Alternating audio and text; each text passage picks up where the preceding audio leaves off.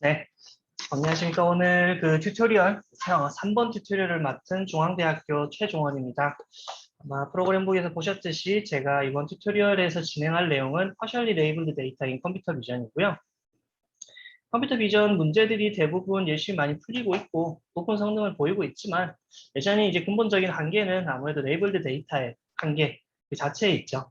레이블 데이터가 많으면 많을수록 성능이 분명히 좋아지고 있지만 다양한 환경에 대해서 레이블드 데이터를 확보하는 것 자체가 불가능하기 때문에 그 문제들을 어떻게 지금까지 해결을 해왔고 사실은 그걸 해결하는 방법 자체가 워낙 다양하기 때문에 그중에서 몇 가지 예시를 들면서 한번 설명을 드리려고 합니다.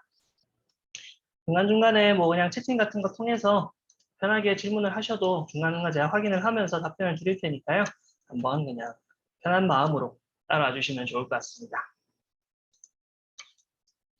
우선 제 소개를 잠깐 드리자면 저 같은 경우는 중앙대학교 영상학과 그리고 AI대학원 겸을 하고 있고요.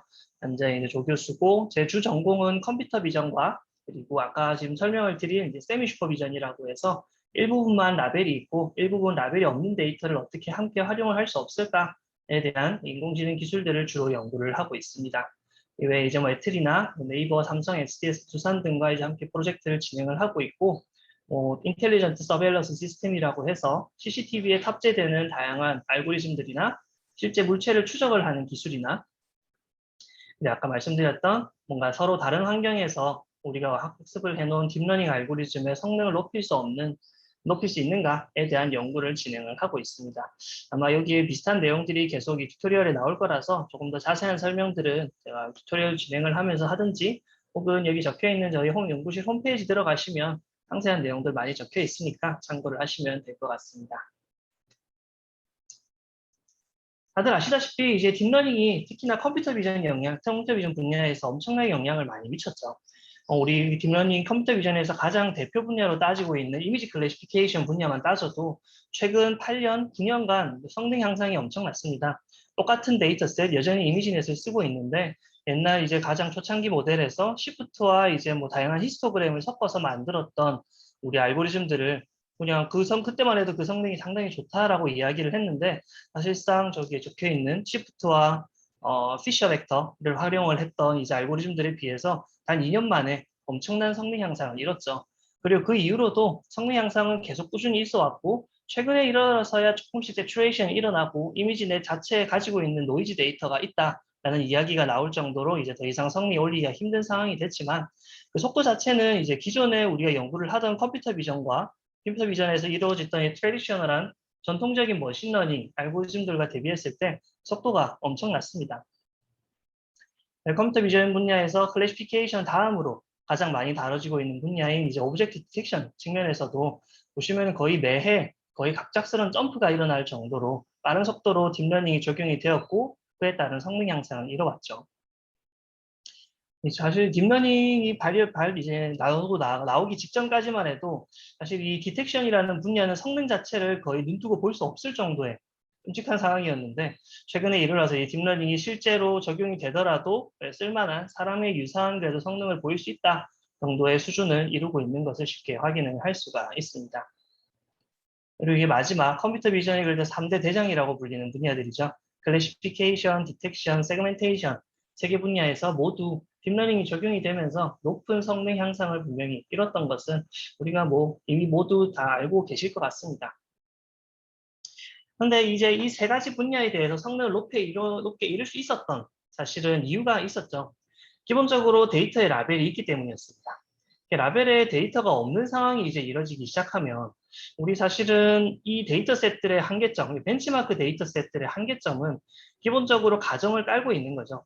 학습 환경과 테스트 환경이 유사하다라는 가정을 기본적으로 깔고 시작을 하고 있습니다. 그런데 뭐 실제 산업계에 계시는 분들은 더더욱이 덜 아시겠지만은 실제 학습 환경과 테스트 환경이 동일한 경우가 그렇게 많지 않거든요. 예를 들어서 뭐 하다못해 인텔리전트 팩토리 같은 걸 예시로 들었을 때 A 사이트에서 어떤 학습을 해놓고 그걸 이제 A 사이트에서만 쓸 수는 없잖아요. B 사이트에서도 분명히 활용을 해야 될 텐데 그러면은 또다시 B 사이트에 대해서 라벨 데이터를 확보를 해야 될 거냐. 그건 말도 안 되는 비용이고 학습도 끝이 없을 거고요. 이제 그래서 그런 B 사이트에 대해서는 라벨 없이 A 사이트의 정보를 좀 활용을 해서 학습을 할 수 없을까? 대한 고민도 분명히 할 거고요. 혹은 이제 다른 사이트들, A 사이트, C 사이트, D 사이트에서 얻었던 정보들을 활용을 해서 어떻게든 B 사이트의 성능을 좀 높일 수 있는 방법이 없을까에 대한 고민을 컴퓨터 비전 분야 연구자들이 꾸준히 해왔습니다. 네, 그런 결과물로 이렇게 다양한 분야들이 만들어졌어요. 사실 제가 이름에서 세미 슈퍼비전이라는 이름을 왜 안 쓰고 파셜리 레이블드 데이터라는 말을 썼는가에 대해서 궁금하신 분들이 있을 텐데, 세미 슈퍼비전의 경우에는 사실은 파셜리 레이블드 데이터를 활용을 하는 한 가지 분야 중에 하나일 뿐이죠. 그래서 컴퓨터 비전에서는 이렇게 파셜리 레이블드 데이터를 어떻게 효율성을 높이고 그걸 어떻게 활용을 할 수 없을까에 대한 연구를 다양한 분야로 낮춰왔고요. 사실은 태스크별로 그리고 현재 그 가정하고 있는 그 파셜리 레이블들이 제공이 되고 있는 환경에 따라서 다양한 분야로 나뉘고 있습니다. 사실은 제가 생각하기에 파셜리 레이블드 데이터를 가장 초창기 때 먼저 활용하기 시작한 분야가 바로 비주얼 트래킹이라고 생각을 해요. 비주얼 트래킹 같은 경우에 제가 자세히 설명을 드릴 예정이라 나중에 조금 더 다뤄보도록 하겠습니다. 그리고 이제 최근에 핫하게 이루어지고 있는 도메인 어댑테이션이라는 분야에 대해서도 이번 튜토리얼 때 진행을 할 예정이고요. 액티브 러닝이라는 분야도 있고, 나머지 이제 제가 설명을 안 드릴 분야에 대해서 조금 간단하게 한번 오버뷰를 해드리자면, 우선 인크리멘탈 러닝 같은 경우에는 우리가 처음에 모든 데이터를 가지고 있지 않은 상황인 겁니다. 예를 들어서 저는 어떤 글자가 있는데 새로운 글자체가 추가가 되는 거죠, 나중에. 그래서 그런데 그 새로운 글자체가 추가됐다고 해서 기존의 글자체들 데이터까지 다시 포함을 해서 재학습을 하기에는 시간이 너무 오래 걸린다는 겁니다. 그래서 그런 글씨체들이 새로 추가하게 됐으면은 그 추가된 데이터만을 활용을 해서 조금씩 더 활용을 할 수 없을까에 대한 고민을 하는 게 바로 인크리멘탈 러닝이고요. 일반적으로 이제 새로운 클래스가 추가가 된다든지 새로운 형태의 도메인이 추가된다든지 하는 상황을 가정을 하고 있습니다. 그리고 피션 러닝 같은 경우에는 다들 아시겠지만 정말로 극소수의 데이터만 가지고 학습을 하는 거죠. 특정 클래스에 대해서 1개에서 혹은 10개까지의 데이터만을 가지고 그 데이터의 특성을 학습을 해보고자 하는 것이 퓨전 러닝입니다. 레프레젠테이션 러닝 같은 경우에는 넓게 보면 퓨전 러닝을 포함을 하고 있는 개념일 텐데, 레프레젠테이션 러닝에서는 정말로 레이블이 없던지 혹은 정말 극소수의 데이터만 가지고 현재 그 데이터를 잘 표현을 할 수 있는 방법에 대해서 연구를 하는 분야가 되겠습니다. 그리고 세미 슈퍼비전, 셀프 슈퍼비전 같은 경우에는 뭐 다들 잘 아시겠지만 세미 슈퍼비전은 사실 가장 포괄적인 개념이라고 볼 수 있는데, 레이블드 데이터와 그러니까 레이블이 없는 데이터를 두 개를 합쳐서 어떻게 성능을 끌어올릴 수 없을까에 대한 고민을 하는 거고, 당연히 이제 라벨이 없는 데이터들을 어떻게 활용을 하느냐에 따라서 기존의 슈퍼비전 기반의 알고리즘들의 성능을 더 끌어올리는 것을 목표로 하고 있습니다. 그리고 셀프 슈퍼비전 같은 경우에는 굳이 라벨을 주어지지 않고 우리가 직접 라벨을 만들어서 활용을 할 수 있는 방법이라고 보시면 되고요. 예를 들면 뭐 이미지를 회전을 한다고 했을 때 우리가 직접 이미지를 회전을 시킬 수 있겠죠. 그때 이미지가 회전된 각도를 한번 분류를 해본다든지 해서, 그러면은 이 이미지 데이터가 결국에 입력이 되고 우리가 직접 만든 라벨을 분류를 하고 있기 때문에 어떻게든 그 이미지들을 표현을 할 수 있는 방법을 학습을 하게 됩니다. 거기에 대한 연구들이고, 컨트라스티브 러닝 같은 경우에는 서로 동일한 거냐 혹은 서로 다른 거냐를 기반으로 학습을 진행을 하는 방법이고요. 위크 슈퍼비전 같은 경우에 조금 결이 다르죠. 세미 슈퍼비전과. 이거 같은 경우에는 예를 들면 이미지에서 클래스 라벨만 제공이 되어 있을 경우에도 우리가 이미지 안의 어떤 영역 분류를 할 수 있는 방법을 찾아 나가는 방법론들이 되겠습니다. 대표적인 예시를 들은 거고요. 일반적으로 라벨들 내에서도 다양한 비용들이 있죠. 엄청 이제 비싼 라벨 중에 하나인 세그멘테이션 라벨이 있을 거고요. 혹은 뭐 뎁스 에스티메이션 같은 경우에는 거리를 측정해야 되기 때문에 사진을 측정할 때부터 라이다 센서 같은 고가의 센서를 필요로 합니다. 이제 그런 라벨이 없이, 고가의 라벨 없이 조금 더 저가의 라벨, 예를 들면 정말 이미지 전체에 대해서 어떤 물체가 있는지를 체크만 했다든지, 혹은 대략적으로 현재 이 환경이 어떤 환경인지 등만 제시를 하고도 이미지 세그멘테이션이나 뎁스 에스티메이션 같은 걸 가능하도록 하는 학습 방법이 되겠습니다. 매트릭 러닝 같은 경우에는 방금 말씀드렸던 컨트라스티브 러닝에 포함이 된 러닝을 포함을 하는 개념이라고 보시면 될 것 같고요. 도메인 제너럴라이제이션 같은 경우에는 현재 우리가 주어져 있는 데이터들만 가지고 어떻게 조금 더 제너럴한 도메인들을 커버할 수 없을까? 아까 제가 처음에 예시를 들었던 분야하고 똑같은데, 사이트 A에 대한 학습만 진행을 하고도 사이트 B, C, D에 대응이 되는 데이터셋들을 학습을 하지 않고 조금 더 포괄적인 피처를 학습을 할 수 없을까에 대한 연구가 진행이 되는 분야고요. 오토 코멘테이션 같은 경우에는 현재 제공되고 있는 데이터를 활용을 해서 아까 말씀드린 도메인 제너럴라이제이션을 획득을 하는 겁니다. 조금 더 좋은 어그멘테이션 방문론을 자동으로 찾아서 더 넓은 영역의 데이터를 커버를 할 수 있는 방문론을 찾아 나가는 거죠. 그리고 Person DID, Scene Graph 이런 알고리즘들도 다양한 분야에서 partially labeled 데이터를 활용을 하려는 노력이 있어 왔습니다. 제가 오늘 이제 주로 다룰 내용은요, 비주얼 트래킹과 도메인 어댑테이션 그리고 액티브 러닝이 되겠습니다. 비주얼 트래킹 같은 경우에는 컴퓨터 비전에서 사실상 처음으로 세미 슈퍼비전의 컨셉을 활용하고 있는 분야라고 보시면 되고, 실제로 지금 최근 이제 세미 슈퍼비전에 관련된 연구가 활발하게 이루어지고 있지만, 전통적인 컴퓨터 비전에서 세미 슈퍼비전을 다루는 이제 클래시피케이션 문제들보다 비주얼 트래킹에서 세미 슈퍼비전을 풀어나가는 분야가 훨씬 더 활발하게 이루어져 왔습니다. 그리고 그 다음으로 도메인 어댑테이션이라는 분야에 대해서 설명을 드릴 건데요. 도메인 어댑테이션 같은 경우에는 아까 말씀드렸던 예시와 동일한 상황인데 A 사이트에서 어떤 레이블드 데이터를 확보를 하고 B 사이트에 대해서 레이블드 데이터 확보되지 않은 상황에서 그러면은 B 사이트에서 A 사이트의 데이터를 활용을 해서 B 사이트에서 성능을 높일 수 있는 방법이 없을까에 대한 연구를 진행을 합니다. 일반적으로 벤치마크 데이터셋의 경우에는 학습 환경과 테스트 환경이 동일한 환경이다라는 가정을 깔아놓고 시작을 하는 반면에 도메인 어댑테이션에서는 학습 환경인 소스 도메인과 테스트 환경인 타겟 도메인이 다르다라는 것을 가정을 하고 그러면은 소스 도메인에서의 학습 내용을 타겟 도메인에서 어떻게 우리가 높일 수 있을까에 대한 연구를 수행을 하게 됩니다. 마지막으로 액티브 러닝 같은 경우에 조금 특이한 케이스의 레이블드 데이터 활용법인데요. 액티브 러닝 같은 경우에는 이제 추천을 해주는 겁니다. 우리가 엄청나게 많은 데이터를 가지고 있는 상황에 그 데이터들에 대해서 모두 라벨을 매겨주기는 어렵죠. 그래서 일반적으로는 이제 랜덤하게 샘플링을 해서 그 중에 선택된 샘플들만 라벨을 달아주고 학습에 활용하는 것이 일반적인 방법론인데요. 액티브 러닝에서는 이렇게 랜덤으로 추출을 하지 말고 어떤 데이터에 라벨을 달았을 때 더 높은 성능을 보일지를 예측을 해주는 알고리즘이 되겠습니다. partially labeled 데이터를 활용을 하지만 그래도 그 partially labeled 하는 것조차도 비용을 조금 낮춰보자에 대한 연구라고 생각을 하시면 되겠습니다. 그러면 이제 본격적으로 조금 더 각각의 분야에 대해서 실제로 어떻게 연구가 되고 있고 어떤 방향으로 이 세미 슈퍼비전이라는 것을 그리고 partially labeled 데이터라는 것을 활용을 하고 있는지 한번 살펴보도록 하겠습니다. 네, 우선 비주얼 트래킹 분야입니다. 말씀드렸다시피 이제 이거 비주얼 트래킹 같은 경우는 거의 컴퓨터 비전의 시작과 그 결을 함께한 수준으로 아주 오랜 전통을 가지고 있는 분야고요. 우리 컴퓨터 비전 분야에서 상당히 유명하신 분인 타케오 카나데, CMU의 타케오 카나데 교수님께서 사실상 거의 뭐 시작을 했다라고 보도 무방할 정도로 상당히 오래된 분야입니다. 그래서 비주얼 트래킹을 보시면 그 기본적인 설명을 드리자면 우선 이제 제일 처음 프레임의 동영상에서 제일 처음 프레임에 대해서만 현재 어떤 물체를 추적을 할 건지를 제시를 해주게 됩니다.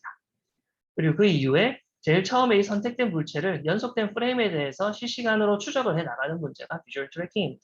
되게 단순하고 딱 들어도 그냥 쓸데가 여러 가지로 있는 부분이고요. 이 비주얼 트래킹에서 기본적으로 가정을 하고 있는 거는 현재 동영상에서 추적을 하고자 하는 물체가 어떤 것인지 제시가 되고 있지 않다는 점입니다. 그걸 이제 모델 프리라고 하는데요. 어떤 물체가 추적이 될지를 몰라서 밑에 있는 대로 캔의 어떤 형태가 추적이 돼야 될 수도 있고 흔하게 이제 사람이나 자동차가 추적이 될 수도 있는 거고요. 전혀 형태가 고정이 되어 있지 않은 인형과 같은 것들을 추적을 하기도 합니다. 그런데 보시면 아시겠지만 결국에 이 물체를 추적을 하려면은 이 형태만 가지고는 우리가 물체를 추적을 할 수 없거든요. 현재 이 이미지에서만 보셔도 아시겠지만 이 물체의 형태는 지속적으로 계속 변화하게 되어 있습니다. 따라서 첫 번째 물체, 우리가 요거에 결국엔 레이블드 데이터가 되는 거고요. 제일 첫 프레임에 사용자가 어떤 물체를 추적을 해라라고 선택을 했기 때문에 이 데이터가 레이블드 데이터가 되는 거고 이 이후의 데이터들이 이제 언라벨드 데이터지만 충분히 이제 이 어피어런스들, 생김새들을 학습에 활용을 해야 우리가 강인한 물체 추적을 성공을 할 수 있다라는 겁니다.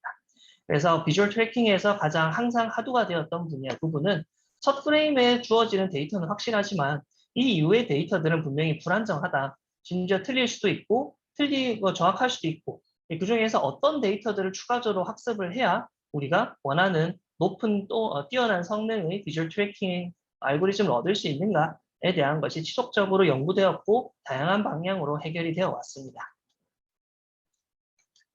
비주얼 트래킹 같은 경우에는 다양한 분야에서 활용이 되고 있고요. 뭐 당연히 로보틱스나 드론 같은 데서 실제로 드론에 탑재되는 기능들 중에 이제 피사체를 추적을 하고 있는 기능들이 있죠.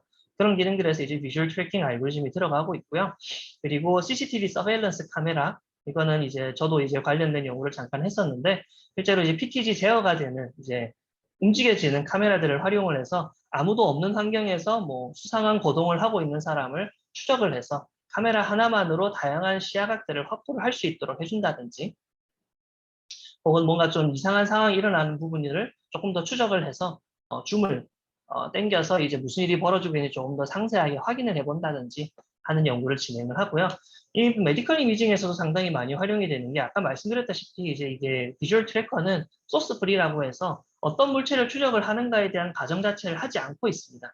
그래서 첫 번째 물체가 선택이 되기 전까지는 어떤 물체가 선택이 될지 예상을 하고 있지 않다 보니까, 메디컬 이미징에서 다루고 있는 다양한 세포 정보나 이제 뭐 우리가 지금 흔하게 볼 수 없는 뭔가 세포의 이동들, 단백질의 이동들 같은 것들을 이제 마이크로스코픽 이미징에서 실제로 트래킹을 하는 경우도 있습니다. 비주얼 트래킹 같은 경우는 여러 가지 이제 한계점이 있는데요. 어렵게 하는 문제점들이 많은데, 첫 번째가 이제 백그라운드 클러터입니다. 백그라운드 클러터 같은 경우는 우리가 추적하고자 하는 물체랑 비슷한 물체가 너무 많다는 거죠. 이 와중에 우리가 선택을 했던 물체만 어떻게 잘 추적을 할 수 있는가에 대한 연구가 진행이 돼야 되고요. 오클루전이라고 해서 추적하고자 하는 물체가 많이 가려져 있을 때 이 물체를 어떻게 강인하게 계속 지속적으로 추적을 해 나갈 수 있는가에 대한 고민이 있습니다. 당연히 이제 아까 말씀드렸던 그 부분에서 가장 치명적인 문제를 일으키는 분야인데요. 그러니까 우리가 결국에는 물체 트래킹을 하고자 하면은 제일 처음에 선택된 물체 외에 이제 이 이후에 어떤 물체가 어떻게 바뀌어 나가는가를 학습을 해야 되는데, 당연히 이렇게 가려진 물체에서는 학습을 하면 안 되겠죠. 선택적으로 어떻게 학습을 해야 될 겁니다. 그럼 이 문제를 어떻게 해결을 해서 오클루전이 일어났을 때 감지를 해서 이때는 학습이 되지 않도록 선택적인 알고리즘을 짜야 되는 거죠. 그리고 블러입니다. 물체가 이렇게 블러리하게 표현이 됐을 때도 이제 강인하게 물체 추적이 진행이 되어야 한다라는 부분이고요. 당연히 이거는 도메인 제너럴라이제이션과 관련이 있겠죠. 단순히 이렇게 엣지가 강하게 선명하게 촬영이 된 이미지를 가지고 이렇게 선명하지 않은 이미지들까지 커버를 해서 추적을 해야 된다는 건, 이것만을 가지고 조금 더 도메인 제너럴라이제이션을 해서 학습을 할 수 있는 방법에 대해서 고민을 해야 된다는 겁니다. 다음으로 인텐시티 체인지는 가장 흔하게 발생하는 문제고요. 다음으로 스케일 체인지, 그리고 디포메이션이라고 해서 사람이나 뭐 동물에서 주로 나타나는 문제인데, 사람 같은 경우에는 워낙 관절이 많고 움직이는 포즈가 다양하기 때문에 처음에 봤던 이 문체의 형태만을 가지고는 이 이후에 이런 다양한 포즈들의 물체들을 추적을 하기가 어렵다라는 겁니다. 그래서 이 비주얼 트래킹을 세미 슈퍼비전 측면에서 잠깐 살펴보도록 하면요. 아까 말씀드렸던 대로 결국에 첫 프레임만 우리가 어떤 물체를 추적을 할 건지 데이터가 제공이 된 상황입니다. 라벨이 제공이 되고 있는 이미지가 딱 처음 프레임인 뿐인 거죠. 그래서 처음 프레임의 이 어피어런스를 가지고 어떤 트래커를 학습을 진행을 하게 됩니다.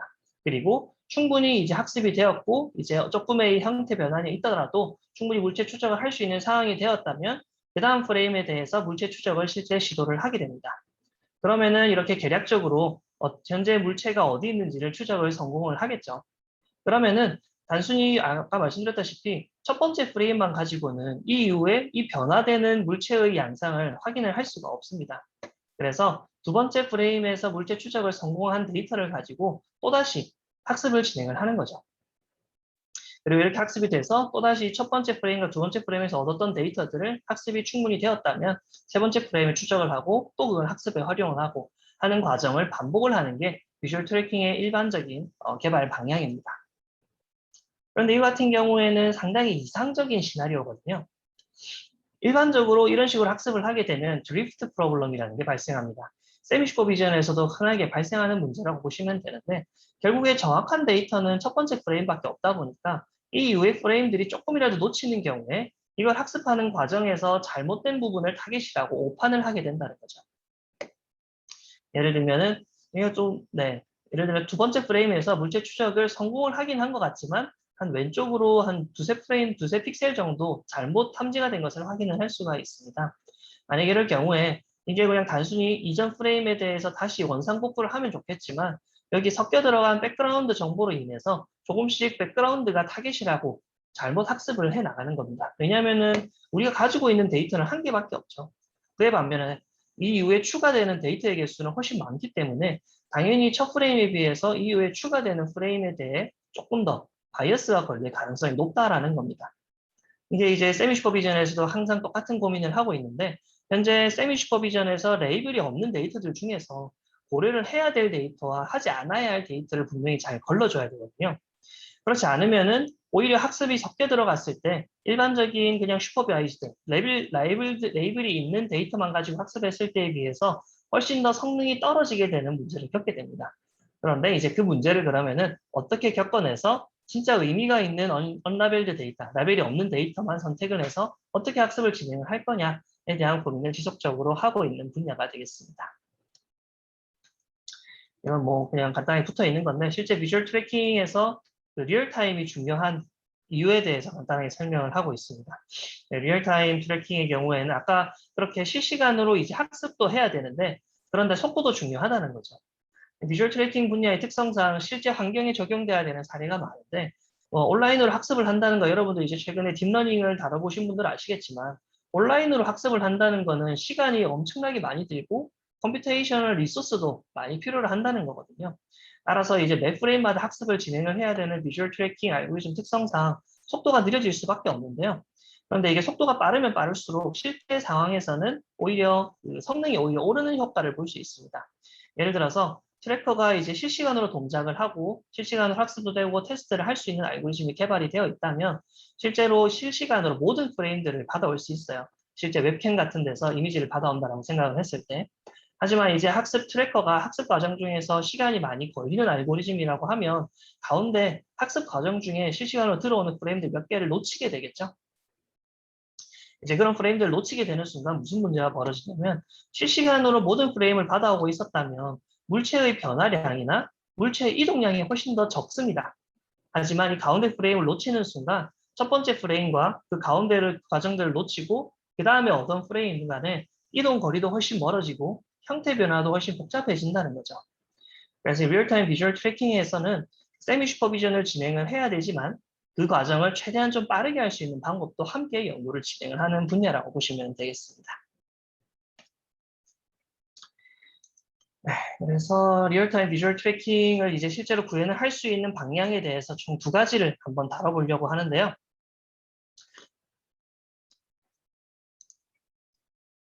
네, 일반적으로 이제 비주얼 트래커를 두 가지로 나누게 되는데 아까 말씀드렸다시피 그 비주얼 트래킹에서 리얼타임성, 실시간성이 상당히 중요하기 때문에 피처 자체가 상당히 적게, 그러니까 아주 작은 피처들, 우리 요즘 활용을 하고 있는 딥피처가 아니라 전통적인 피처들을 활용을 하고 있는 트래커들이 있고요. 그리고 열에도 성능을 조금 더 높여보자, 속도는 느리지만 조금 더 높은 성능을 얻어보자라는 것을 목적으로 딥러닝을 기반으로 하고 있는 트래커들이 있습니다. 그러면 이제 리얼타임 트래커를 만들 수 있는 방향이 총 두 가지 방향으로 나뉠 수 있는데요. 첫 번째가 이제 이렇게 좀 작은 피처들을 활용을 하고 있는 트래커들의 그 성능을 높이는 방향이 있겠죠. 리얼타임성을 확보를 하면서 성능을 높일 수 있는 방법이 있을 거고요. 두 번째로 이제 여기 밑에 있는 속도는 느리지만 성능이 높은 알고리즘들의 속도를 향상시키는 방법이 있을 겁니다. 이 두 가지 방향으로 트래킹 알고리즘들이 리얼타임 트래킹 알고리즘이 진행이 되었고요. 관련된 연구들이 이렇게 있습니다. 그래서 이 알고리즘들은 이제 실제 그 도메인 제너럴라이제이션 측면과 리얼타임 측면에서 어떻게 설계가 되었고 실제로 세미 슈퍼비전, 파셜리 레이블드 데이터가 활용이 되고 있는지에 대해서 한번 설명을 드리도록 하겠습니다. 네, 우선 첫 번째 방향입니다. 아까 말씀드렸던 실제 옛날 전통적인 피처들, 아주 작은 피처들을 활용을 해서 물체의 성능을 좀 올려보자, 리얼타임성을 확보를 해보자 라는 연구가 되겠습니다. 기본적으로 그 도메인 제너럴라이제이션에서 가장 중요한 거는요, 다양한 특징을 보는 겁니다. 당연히 현재 주어져 있는 데이터들만의 잘 되는 특징만을 보면 성능이 떨어질 수밖에 없죠. 새로운 물체가 들어왔을 때. 비주얼 트래킹에서도 마찬가지입니다. 처음에 봤던 이 물체의 형태 변화를 모두 다 잘 추적을 진행을 하려면 이 첫 번째 물체에서 다양한 특징들을 추출을 해내야 이 이후에 그 다양한 특징들을 기반으로 어떤 특징을 기반으로 추적을 해야 하는지를 선택을 할 수 있게 되는 거죠. 단어로 말로 도메인 제너럴라이제이션을 위해서는 결국에 상당히 많은 양의 피처가 필요하다라는 겁니다. 그런데 지금 첫 번째 방향의 경우에는 그 상당히 로우 디멘저널, 전통적인 피처들만 가지고 물체 추적을 진행을 하기 때문에 고려할 수 있는 피처들의 개수가 적습니다. 딥피처에 비하면 아주 거의 무시할 수 있는 수준으로 작아지죠. 일반적으로 딥피처 같은 경우에는 뭐 가장 작은 레진의 작은 사이즈 같은 거를 활용을 한다고 하더라도 채널 개수만 따져도 512개의 피처를 활용을 하는데 이때 뭐 호그나 피처 같은 것들을 활용을 한다고 하더라도 가장 큰 거를 써도 한 200디멘전 정도밖에 안 된다는 거죠. 그러면은 로우 피처를 이게 전통적인 피처들을 활용을 하되 가장 그래도 그나마 가능한 다양한 종류의 피처들을 활용을 한다면 도메인 제너럴라이제이션이 가능해지면서 비주얼 트래커의 성능이 향상되지 않을까에 대한 고민을 한 논문입니다. 그래서 이렇게 뭐 컬러 피처나 쉐입 피처, 다양한 여러 가지 피처들을 활용을 하는 거죠. 문제는 여기 있습니다. 이렇게나 다양한 피처를 활용을 하면은 당연히 속도가 느려진다는 거죠. 아까 말씀드렸다시피 이제 전통적인 피처를 활용을 한다라는 것의 장점은 속도가 빨라진다는 데 있습니다. 워낙 피처들의 사이즈가 작지만 작아서 이제 성능은 떨어지지만 그만큼 이제 피처 사이즈가 작은 만큼 속도가 빨라진다는 것이 장점이었는데 이제 그 장점을 오히려 잃어버리게 된다는 거죠. 다양한 피처를 활용을 함으로써 도메인 제너럴라이제이션을 확보를 하지만 성능이 다시 떨어지게 된다는 문제점을 겪게 됩니다. 그래서 뭐 이 논문 같은 경우 논문에서는 ACFN이라는 논문에서는 어댑티브 어텐션이라는 개념을 차용을 해요. 최대한 다양한 도메인들을 고려를 하지만 그 중에서 현재 우리가 추적을 하고자 하는 물체에 적합한 그 트래커들, 그러니까 피처들만 고려를 해보자라는 겁니다. 예를 들면 현재 추적하고자 하는 물체가 이런 인형이면 사실 주홍색이라는 이 정보만을 가지고 충분히 물체를 추적을 할 수 있겠죠. 이때는 이제 쉐입 피처에 관련된 것들을 모두 배제를 하고 진행을 해보자라는 겁니다. 그러면은 다양한 도메인들을 고려를 하고는 있지만 그중에서 선택적으로 활용을 하고 있기 때문에 우리가 원하는 실시간 비주얼 트래커들을 얻을 수가 있다는 겁니다. 그래서 알고리즘이 이런 식으로 설계가 되었는데 이때 이제 세미 슈퍼비전 측면에서 되게 조심해야 될 내용이 뭐냐면은 다양한 피처를 고려를 하되 이 여러 가지 피처들 간의 코릴레이션을 고려를 하면은 조금 힘듭니다. 이 다양한 피처들 간의 코릴레이션을 고려를 하는 순간 도메인 제너럴라이제이션 측면에서 오히려 그 선택지가 좁아지는 거거든요. 오히려 각각의 도메인들을 별개로 두고 각각의 도메인에 대해서 현재 우리가 추적하고자 하는 물체가 어떤 특징을 가지고 있는지를 집중적으로 학습을 해야 될 필요성이 있습니다. 그래서 이 알고리즘을 보시면은 서로 개별적인 피처들이 서로 상관관계를 갖지 않고 완전히 독립적으로 학습이 되고 있습니다. 도메인 제너럴라이제이션 측면에서 가장 다양한 도메인들을 학습을 할 수 있도록 이 도메인 변화를 대응을 할 수 있도록 설계가 된 부분이고요. 그런데 아까 말씀드렸다시피 이렇게나 수없이 많은 비주얼 트래커들을 배치를 할 경우에 당연히 이제 성능이 떨어지겠죠. 성능이 떨어지는 게 성능은 오르겠지만 속도가 느려지겠죠. 그래서 이 중에서 현재 추적하고자 하는 물체에 가장 좋은 피처들만을 추출을 해서 그것들에 대응이 되는 특징들만 고려를 해보겠다라는 겁니다. 그래서 보시면 위쪽에 이제 다양한 트래커들이 배치가 되어 있고 아래쪽에 어텐션 네트워크라는 것이 배치가 되어 있는데요. 이 어텐션 네트워크가 하는 역할은 위쪽에 이제 다양한 피처들을 기반으로 물체 추적을 수행을 하고 있는데 이 각각의 피처들을 기반으로 추적을 했을 때 결과에 대해서 스코어를 한 번씩 매겨보는 거죠. 그래서 스코어가 높으면은 현재 이 피처가 상당히 주요하게 사용이 되고 있다는 뜻일 테고 그렇지 않은 경우에는 이 피처는 사실상 무시되어도 된다라는 겁니다. 만약에 그러면은 이 스코어 펑션들을 추적을 진행을 하기 전에 예측을 할 수가 있다면 스코어가 높은 트래커들로 예측되는 것들만 구동을 하고 그렇지 못한 것들은 구동을 하지 않으면 되겠죠. 그 구조를 위해, 그 예측을 위해서 만들어진 네트워크가 아래쪽에 있는 어텐션 네트워크라고 보시면 되겠습니다. 그래서 이전 프레임에서 얻은 그 밸리데이션 스코어들을 모두 입력으로 활용을 해서 현재 구동을 하고자 하는 이미지에서 예측이 되는 밸리데이션 스코어를 한번 계산을 해보는 겁니다. 그래서 이 중에서 이제 높게 밸리데이션 스코어가 예측된 값이 높은 비주얼 트래커만 구동을 시켜서 선택적으로 현재 우리가 피처를 활용을 할 수 있도록 설계를 해줍니다. 이 뒤쪽에 있는 것 같은 경우에는 그냥 단순히 이렇게 예측을 해버리면은 예측이 틀리는 경우가 있겠죠.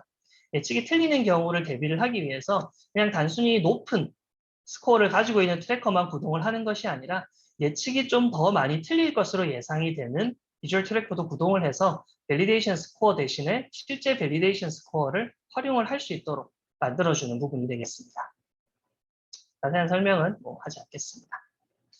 그래서 총 260개의 특징들을 활용을 해서 물체 추적을 진행을 하고 있는데요.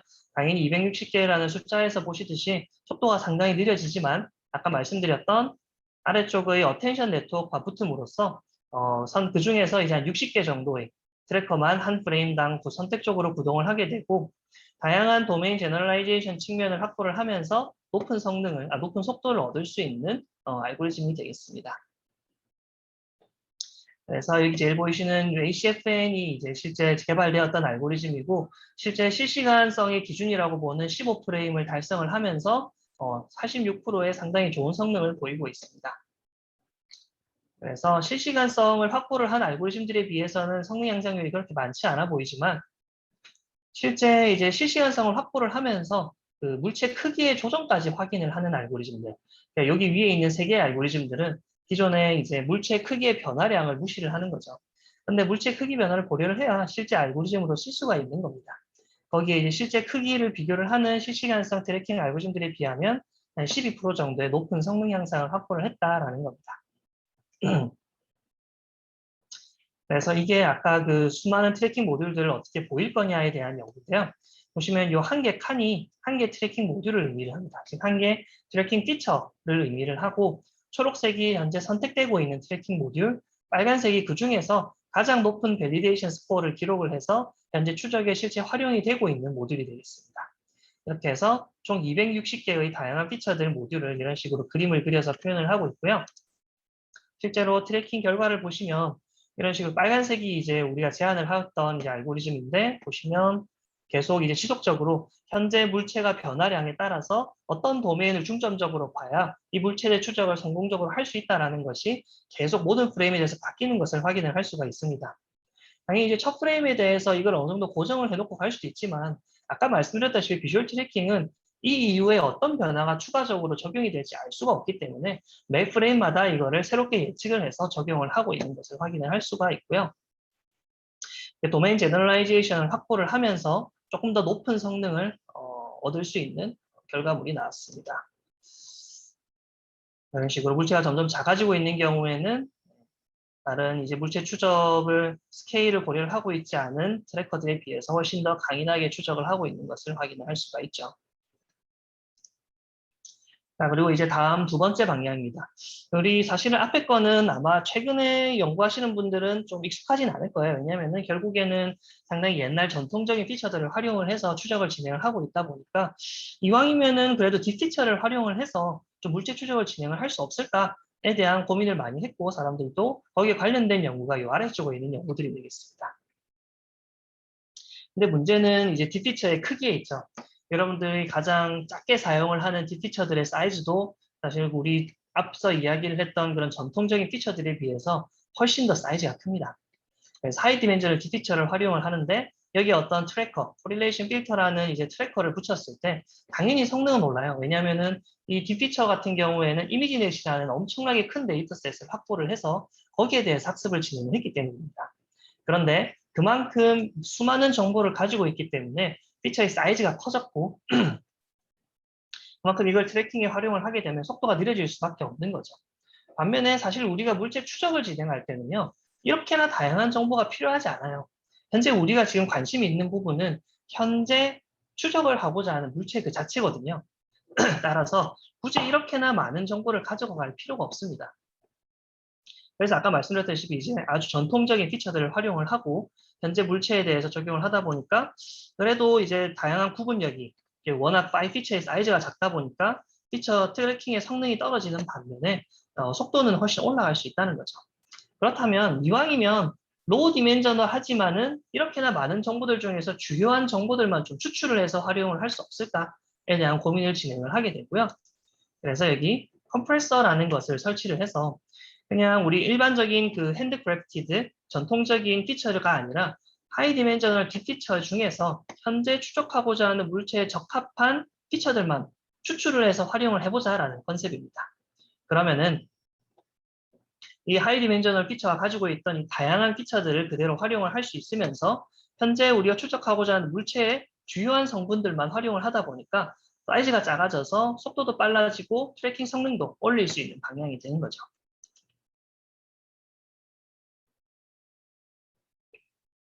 그래서 이제 나온 알고리즘이 알고리즘이고요. 아까 말씀드렸던 이제 그 오토 인코더,컴프레서 하는 역할을 하는 것이 뒤쪽에 붙게 되는데 처음에 우리가 믿을 수 있는 데이터는 사실 첫 프레임밖에 없죠.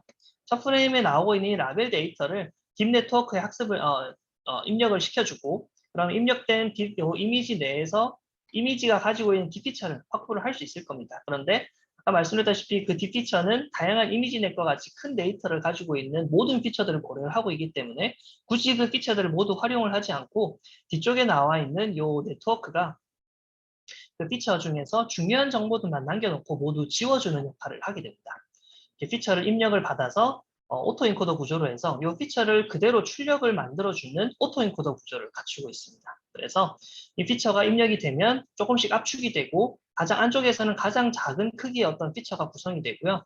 그리고 이 피처가 다시 점점 커져서 원래의 딥피처가 다시 구현이 되도록 만들어주는 건데 오토인코더 측면에서 봤을 땐 작은 피처에서 큰 피처를 만들어내야 되다 보니까 작은 피처가 큰 피처로 표현을 할 수 있는 모든 정보를 충분히 표현을 해내야 되겠죠. 그래서 이 압축된 이 피처를 활용을 하더라도 큰 피처를 활용을 하는 것과 유사한 성능을 보인다라는 겁니다. 실제로 이 오토인코더 구조 같은 경우에는 레프레젠테이션 러닝이나 언라벨드 데이터를 활용할 때 가장 많이 활용이 되고 있는 구조 중에 하나입니다. 근데 이 압축 방식의 경우에는 당연히 다양하게 있겠죠. 이렇게 생긴 인형에 대해서 적합한 압축 방식이 있을 테고, 뭐 자동차에 대해 적합한 압축 방식이 있을 테고, 뭐 사람에 대한 적합한 압축 방식이 있을 텐데, 그런 적합한 압축 방식에 각각의 대응이 되도록 오토엔코더를 여러 개 학습을 하고, 처음 이미지가 입력이 되면은 각각의 이미지에 대응이 되는 적합한 컴프레서를 선택을 해서 실제 압축된 피처를 얻게 되고요. 그 압축된 피처를 활용을 해서 물체 추적을 진행을 하게 되는 겁니다. 물체 추적기에 대한 내용은 사실 우리 그 파셜리 레이블드 쪽하고는 좀 관련이 없어서 좀 설명을 하지 않도록 하겠습니다. 그래서 아까 말씀드렸던 순서대로 처음 이미지가 입력이 되면 현재 이미지에 적합한 압축키를 하나 선택을 하고요. 그 압축키를 선택을 한 다음에 현재 이미지에서 조금 더 적합한 피처를 찾을 수 있도록 어댑테이션 과정을 추가로 거치게 됩니다. 그러고 나서 어댑테이션은 이제 더 이상 진행을 하지 않고요. 두 번째 프레임부터는 이제 현재 물체를 활용을 하기 위한 충분한 피처가 어떤 것인지 이미 알아냈기 때문에 그 다음부터는 그냥 이미지가 입력이 되면 이 피처를 얻고 그걸 압축기를 활용해서 압축을 한 다음에 그 압축된 피처를 가지고 이제 물체 추적을 수행을 하게 됩니다. 이 피처가 가지고 있는 다양한 피처들도 고려를 하면서 크기가 작은 피처를 활용을 하다 보니까 여기 보시는 것처럼 거의 한 100프레임 정도 이상의 아주 빠른 속도를 보이면서도 기존의 이제 딥피처를 활용을 하고 있는 트래커들의 성능은 크게 해치지 않는 알고리즘이 나올 수 있고요. 실시간성이 확보가 되다 보니까 이제 뭐 ROS라고 해서 로보틱스에서 사용이 되는 OS나 실제 웹캠 환경에서 구동을 했을 때도 상당히 강인한 추적 성능률을 볼 수 있는 것을 확인을 할 수가 있습니다. 이때 전까지만 해도 실제 이런 데모 기반의 어떤 프로그램을 공개를 하지는 않았어요. 근데 제 여기서 이제 개발을 했던 알고리즘은 도메인 제너라이제이션 확보가 되면서 실시간성도 확보가 되다 보니까 실제 적용을 할 수 있는 데모까지 함께 공개를 해서 그 알고리즘의 어떤 세미슈퍼비에 효율적으로 동작을 하고 있다는 것을 검증을 해냈고요. 이제 비주얼 트래킹 같은 경우에는 최근에 이르러서는 저런 식으로 연구를 하지는 또 않습니다. 왜냐하면은 최근에 데이터가 너무 많아졌어요.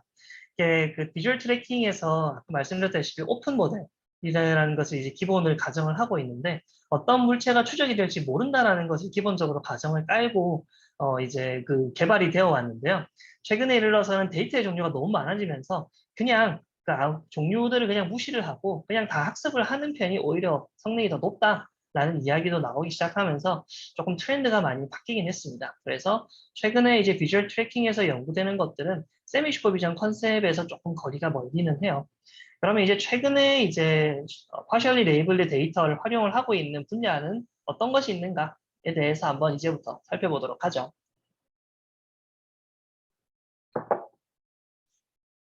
첫 번째로 도메인 어댑테이션입니다. 도메인 어댑테이션 같은 경우에는 일단 세미 슈퍼비전에서 설명이 나오는군요. 기본적으로 지금 설명드릴 도메인 어댑테이션은요, 세미 슈퍼비전이라는 스킨의 한 가지 알고리즘입니다. 세미 슈퍼비전의 알고리즘이고 어떤 특정 가정을 해요. 환경에 대한 가정을 하고요. 그 가정된 환경 내에서 적용할 수 있는 세미 슈퍼비전 알고리즘이 도메인 어댑테이션이라고 보시면 될 것 같습니다. 세미 슈퍼비전은 뭐냐면 여러분들이 가장 직관적으로 생각할 수 있는 파셜리 레이블드 데이터를 활용할 수 있는 방법이 되겠습니다.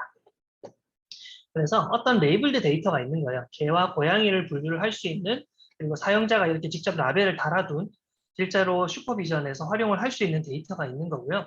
그리고 데이터가 없는 것들, 예를 들어 구글에서 그냥 검색을 해서 찾아봤던 것들, 뭐 아주 노이지한 라벨이 있거나 혹은 아예 라벨이 없어서 라벨이 없는 데이터, 이렇게 언라벨드 데이터로 존재한다고 했을 때 이거를 그냥 같이 활용하는 게 세미 슈퍼비전이에요. 레이블드 데이터도 활용을 하고 언라벨드 데이터로 활용을 하는 거죠. 당연히 이제 레이블드 데이터만 활용했을 때보다 언라벨드 데이터를 활용했을 때 성능이 더 높은 성능을 얻고자 하는 것이 목표인 거고요. 다만 이제 실제로 그런 성능을 얻기는 어렵죠. 자, 실제 연구를 해보신 분들이나 이제 좀 한 번씩 시도를 해보신 분들은 아시겠지만 솔직히 말하면 거의 한 90% 정도는 언라벨드 데이터를 섞음으로 성능이 떨어지는 게 일반적입니다. 성능이 올리기가 쉽지가 않아요.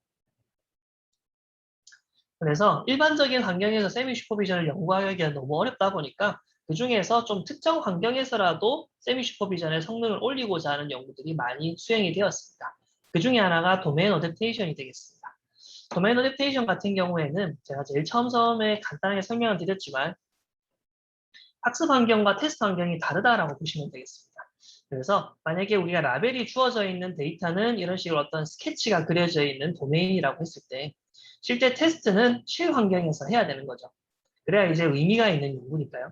그랬을 때 요 이제 스케치가 그려져 있는 그리고 라벨이 존재하는 데이터를 우리는 소스 데이터셋이라고 하고요. 소스 도메인이라고 하고 그리고 라벨이 없지만 실제 환경에 대응이 되는 이 데이터들을 타겟 도메인이라고 합니다. 그래서 소스 도메인과 라벨이 없는 타겟 도메인의 데이터를 활용을 해서 타겟 도메인에서의 성능을 높이고자 하는 연구가 도메인 어댑테이션입니다. 이때 이제 도메인 어댑테이션에서 가정을 하고 있는 거는 소스 도메인에서 풀고자 하는 문제와 타겟 도메인에서 풀고자 하는 문제가 동일하다는 가정을 합니다. 예를 들어서 현재 이 이미지에서 사람을 찾고자 하는 알고리즘을 개발을 하고자 한다면 소스 도메인에서 주어져 있는 라벨도 사람에 대한 라벨이 제공이 되고 있고 타겟 도메인에 대해서 테스트를 하고자 하는 것도 사람을 찾는 알고리즘인 겁니다. 그래서 이 도메인 어댑테이션에서 궁극적인 목적을 삼고 있는 부분은 이런 시뮬레이션 데이터는 우리가 무제한으로 얻을 수 있다는 겁니다. 이게 결국에 이제 라벨 데이터고 소스 도메인이 되는데 3D CAD 데이터 같은 거를 이제 돌리고 뭐 랜덤하게 텍스처를 입히고 빛도 랜덤하게 이제 적용을 해주면 결국에 이제 무제한의 데이터를 얻을 수 있는 반면에 실 데이터는 그렇지 않죠. 실제 촬영된 이미지의 경우에는 여기에 대해서 이게 비행기인지 자전거인지를 알려주려면 실제 뭐 크라우드 소서들이 붙어가지고 라벨을 달아줘야 된다는 겁니다. 그러면은 이왕이면 이렇게 무제한으로 얻을 수 있는 시뮬레이션 데이터가 있으니까 이 무제한으로 얻을 수 있는 시뮬레이션 데이터만을 활용을 해서 실환경에서 높은 성능을 얻을 수 없을까? 이것이 도메인 어댑테이션에서 갖고 있는 궁극적인 목적이 되겠습니다. 그러면은 사실상 끝없는 학습이 가능한 거죠. 왜냐면은 실제 시뮬레이션 데이터 같은 경우에는 사실 뭐 우리가 얻을 수 있는 방법에 따라서 무제한의 데이터를 얻을 수 있기 때문입니다. 그리고 조금 더 어려운 상황에서도 활용이 돼요. 라벨 데이터 같은 경우에는 아시겠지만은 일반적으로 아까 말씀드렸던 비행기냐, 자전거냐 이런 거 라벨 붙인 거는 상당히 싸거든요. 실제 뭐 크라우드 소서 같은 것들을 써도 10원도 안 되는 가격으로 이미지당 라벨을 얻을 수가 있습니다. 그런데 이런 경우에는 다르다는 거죠. 현재 이미지 안에서 도로가 어디 영역인지, 건물 영역이 어디인지 이런 것들을 하나씩 라벨링을 하는 거는 시간으로 따지면은 거의 10분 정도의 시간이 걸린다고들 알려져 있고요. 크라우드 소스 입장에서 복잡도에 따라 다르지만 거의 1,000원 가까운 가격을 줘야 한 개 이미지의 라벨을 얻을 수가 있습니다. 그런데 실환경에서 그렇게 데이터 라벨을 얻는 건 어렵지만 여러분들 만약에 요즘 게임들 잘 나오잖아요. 게임 시뮬레이터를 활용을 한다고 생각을 하면 라벨을 그냥 곧바로 얻을 수 있겠죠. 왜냐하면 게임 같은 경우에는 각각의 에셋들이 어떤 것인지 다 알다 보니까 이게 건물인지 보도인지 도로인지 이미 다 정해져 있죠. 그걸 이제 한번 렌더링을 했을 뿐이다 보니까 그거에 통해서 그냥 바로 라벨을 얻을 수가 있습니다. 이것도 아까 마찬가지로 사실상 게임 시뮬레이터를 돌아다니면서 무제한의 데이터를 확보를 할 수 있다는 겁니다. 그런데 실환경에서는 그렇지 않다는 거죠. 그러면은 이왕이면은 요 실환경에서의 라벨을 하지를 않고 게임 시뮬레이터들의 데이터만을 활용을 해서 실환경에서의 높은 성능을 얻을 수 없을까라는 것에 대한 고민을 하게 됩니다. 가장 핵심은 뭘까요? 당연히 지금 차이점들이죠. CAD에서 얻은 데이터가 아무리 3D가 아주 정확하게 나와 있다고 하더라도 실제 환경과는 분명히 거리가 있습니다. 그래서 이 소스 도메인에서와 타겟 도메인에서 나오는 차이점을 어떻게 좀 줄일 수 없을까에 대한 연구가 주로 진행이 되고 있습니다. 게임 시뮬레이터도 뭐좀 최근에 나오는 게임들이 성능이 매우 좋음에도 불구하고 실제 환경과는 이질감을 느낄 수밖에 없죠. 사람이 보면 알잖아요. 이게 게임에서 나온 건지 실제 환경인지를 한눈으로 그냥 확인을 할 수가 있습니다. 이제 그런 차이점들을 어떻게 줄여서 여기 소스 도메인에서 학습된 정보를 타겟 도메인에서 높은 성능을 보이도록 활용을 할 수 있을 거냐에 대한 연구가 주로 진행이 되고요. 가장 이제 전통적인 도메인 어댑테이션 분야에서 활용이 됐던 게 도메인 컨퓨전이라는 겁니다. 최근에 이제 많이 활용이 되는 게 맥시멈 민 디스크레펀시라는 건데 결국에 아까 말씀드렸던 대로 두 가지 도메인에서 나오는 피처가 이런 식으로 분포가 되어 있다라고 생각을 해보죠. 소스 도메인에서 이런 식으로 분포가 되어 있고 타겟 도메인에서 이런 파란색으로 분포가 되어 있다라고 생각을 했을 때 결국에 이 두 가지 도메인의 피처의 차이를 줄여주는 어떤 학습을 진행을 하게 되면 이런 식으로 결과가 나오게 되고 이러면은 소스 도메인에서 학습된 어떤 결과물이 타겟 도메인에서도 그대로 활용이 될 수가 있겠죠. 그래서 이 소스 도메인에서 나오는 피처들의 디스트리뷰션과 타겟 도메인에서 나오는 피처들의 디스트리뷰션을 줄여주는 어떤 로스 텀을 하나 추가를 해줍니다. 뭐 복잡한 로스는 아니고 그냥 두 개의 뭐 평균이나 스탠다드 데비에이션 같은 것들을 기본적으로 가정을 해서 두 개가 좀 유사한 분포를 가질 수 있도록 조금씩 학습을 해 나가는 거죠. 근데 뭐 이것만 보시면 아시겠지만 우리 최근에 이제 딥러닝, 특히나 이제 딥러닝 알고리즘 같은 경우에 이렇게 단순한 피처 분포를 가지고 있지 않죠. 아주 복잡한 비선형성의 피처 분포를 가지고 있습니다. 그래서 이렇게 단순히 두 개의 피처를 맞춘다고 해서 우리가 원하는 형태로 이렇게 깔끔하게 분류가 되는 모델을 얻기는 어렵습니다. 그래서 최근에 이제 딥러닝에서는 이 DDC라는 컨셉을 잘 활용을 하고 있지는 않고요. 최근에 가장 많이 좀 활용이 되고 있는 부분이 그레디언트 리버설 알고리즘이라고 해서 요즘 이제 겐 쪽 알고리즘들 때문에 어드버서리얼 러닝이 화두가 되고 있죠. 어드버서리얼 러닝이라는 게 결국에는 지금 우리가 실제로 만들어낸 이미지와 실제 이미지와 만들어낸 이미지들 간에 분간을 잘 할 수 있는 디스크리미네이터라는 걸 추가를 해서 디스크리미네이터는 열심히 분류를 하려고 하고 그리고 이미지를 생성을 하는 쪽에서는 이 디스크리미네이터를 헷갈리도록 만들어서 조금 더 실제 이미지와 비슷한 이미지를 만들어내는 역할을 하고 있습니다. 이 컨셉을 그대로 들고 가자는 거죠. 도메인 어댑테이션에서도 결국에는 소스 도메인에서 얻은 피처들과 타겟 도메인에서 얻은 피처들이 서로 비슷하게 나오도록 하는 걸 목적으로 하고 있잖아요. 따라서 소스 도메인과 타겟 도메인을 잘 분류를 하려고 하는 도메인 클래시파이어라는 걸 설치를 하고요. 이 도메인 클래시파이어는 소스 도메인과 타겟 도메인을 점점 더 잘 분류를 하려고 하는 겁니다.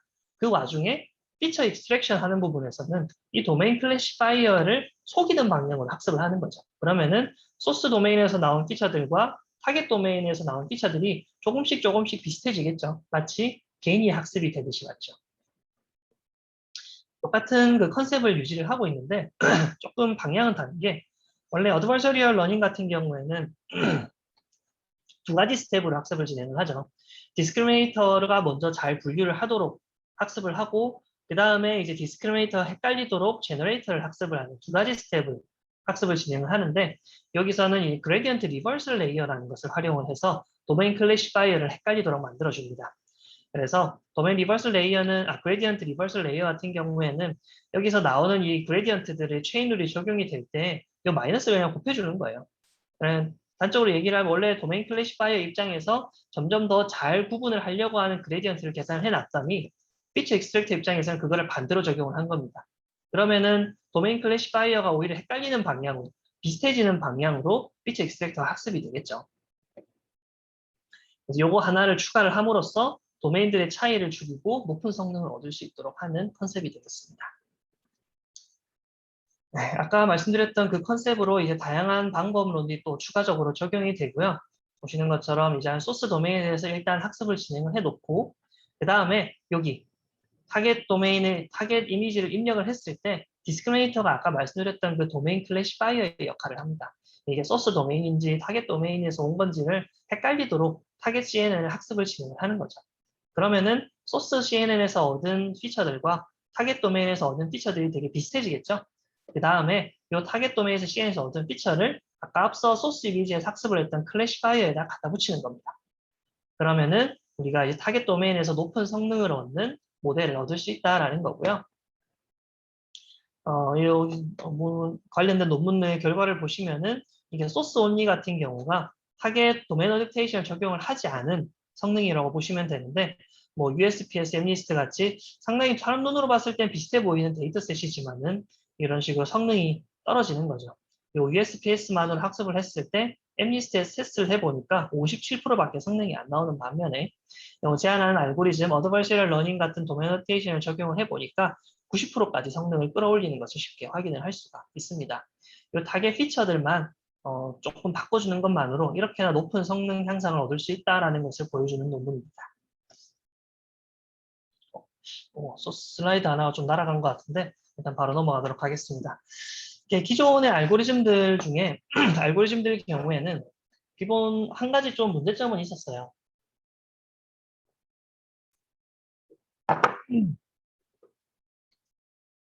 아까 보셨겠지만 결국에는 소스 도메인을 학습을 해놓고 타겟 도메인을 소스처럼 비슷하게 맞춰주는 학습을 진행을 했었죠. 결국에는 만약에 소스 도메인이랑 타겟 도메인의 차이가 너무나 클 경우에는 그 학습 방법 자체가 불가능합니다. 왜냐면은 기본적으로 타겟 도메인이 소스 도메인처럼 비슷하게 학습이 되려면 그래도 어느 정도의 오버랩은 있어야 돼요. 똑같은 태스크를 풀더라도 두 개 도메인 사이의 차이가 너무 크면 안 됩니다. 그런데 그런 경우가 근데 뭐 허다하죠. 예를 들면 지금 간단히 생각해서 MNIST라는 이런 기본적인 필기체 데이터셋과 실제 그 표지판에서 촬영이 된 데이터셋을 테스트 타겟 도메인으로 생각을 하게 되면 두 개 도메인 간의 차이가 현격합니다. 이 차이가 우리 아까 봤던 그 신세틱 최종적인 도메인 어댑테이션의 꼴과도 관련이 있는데요.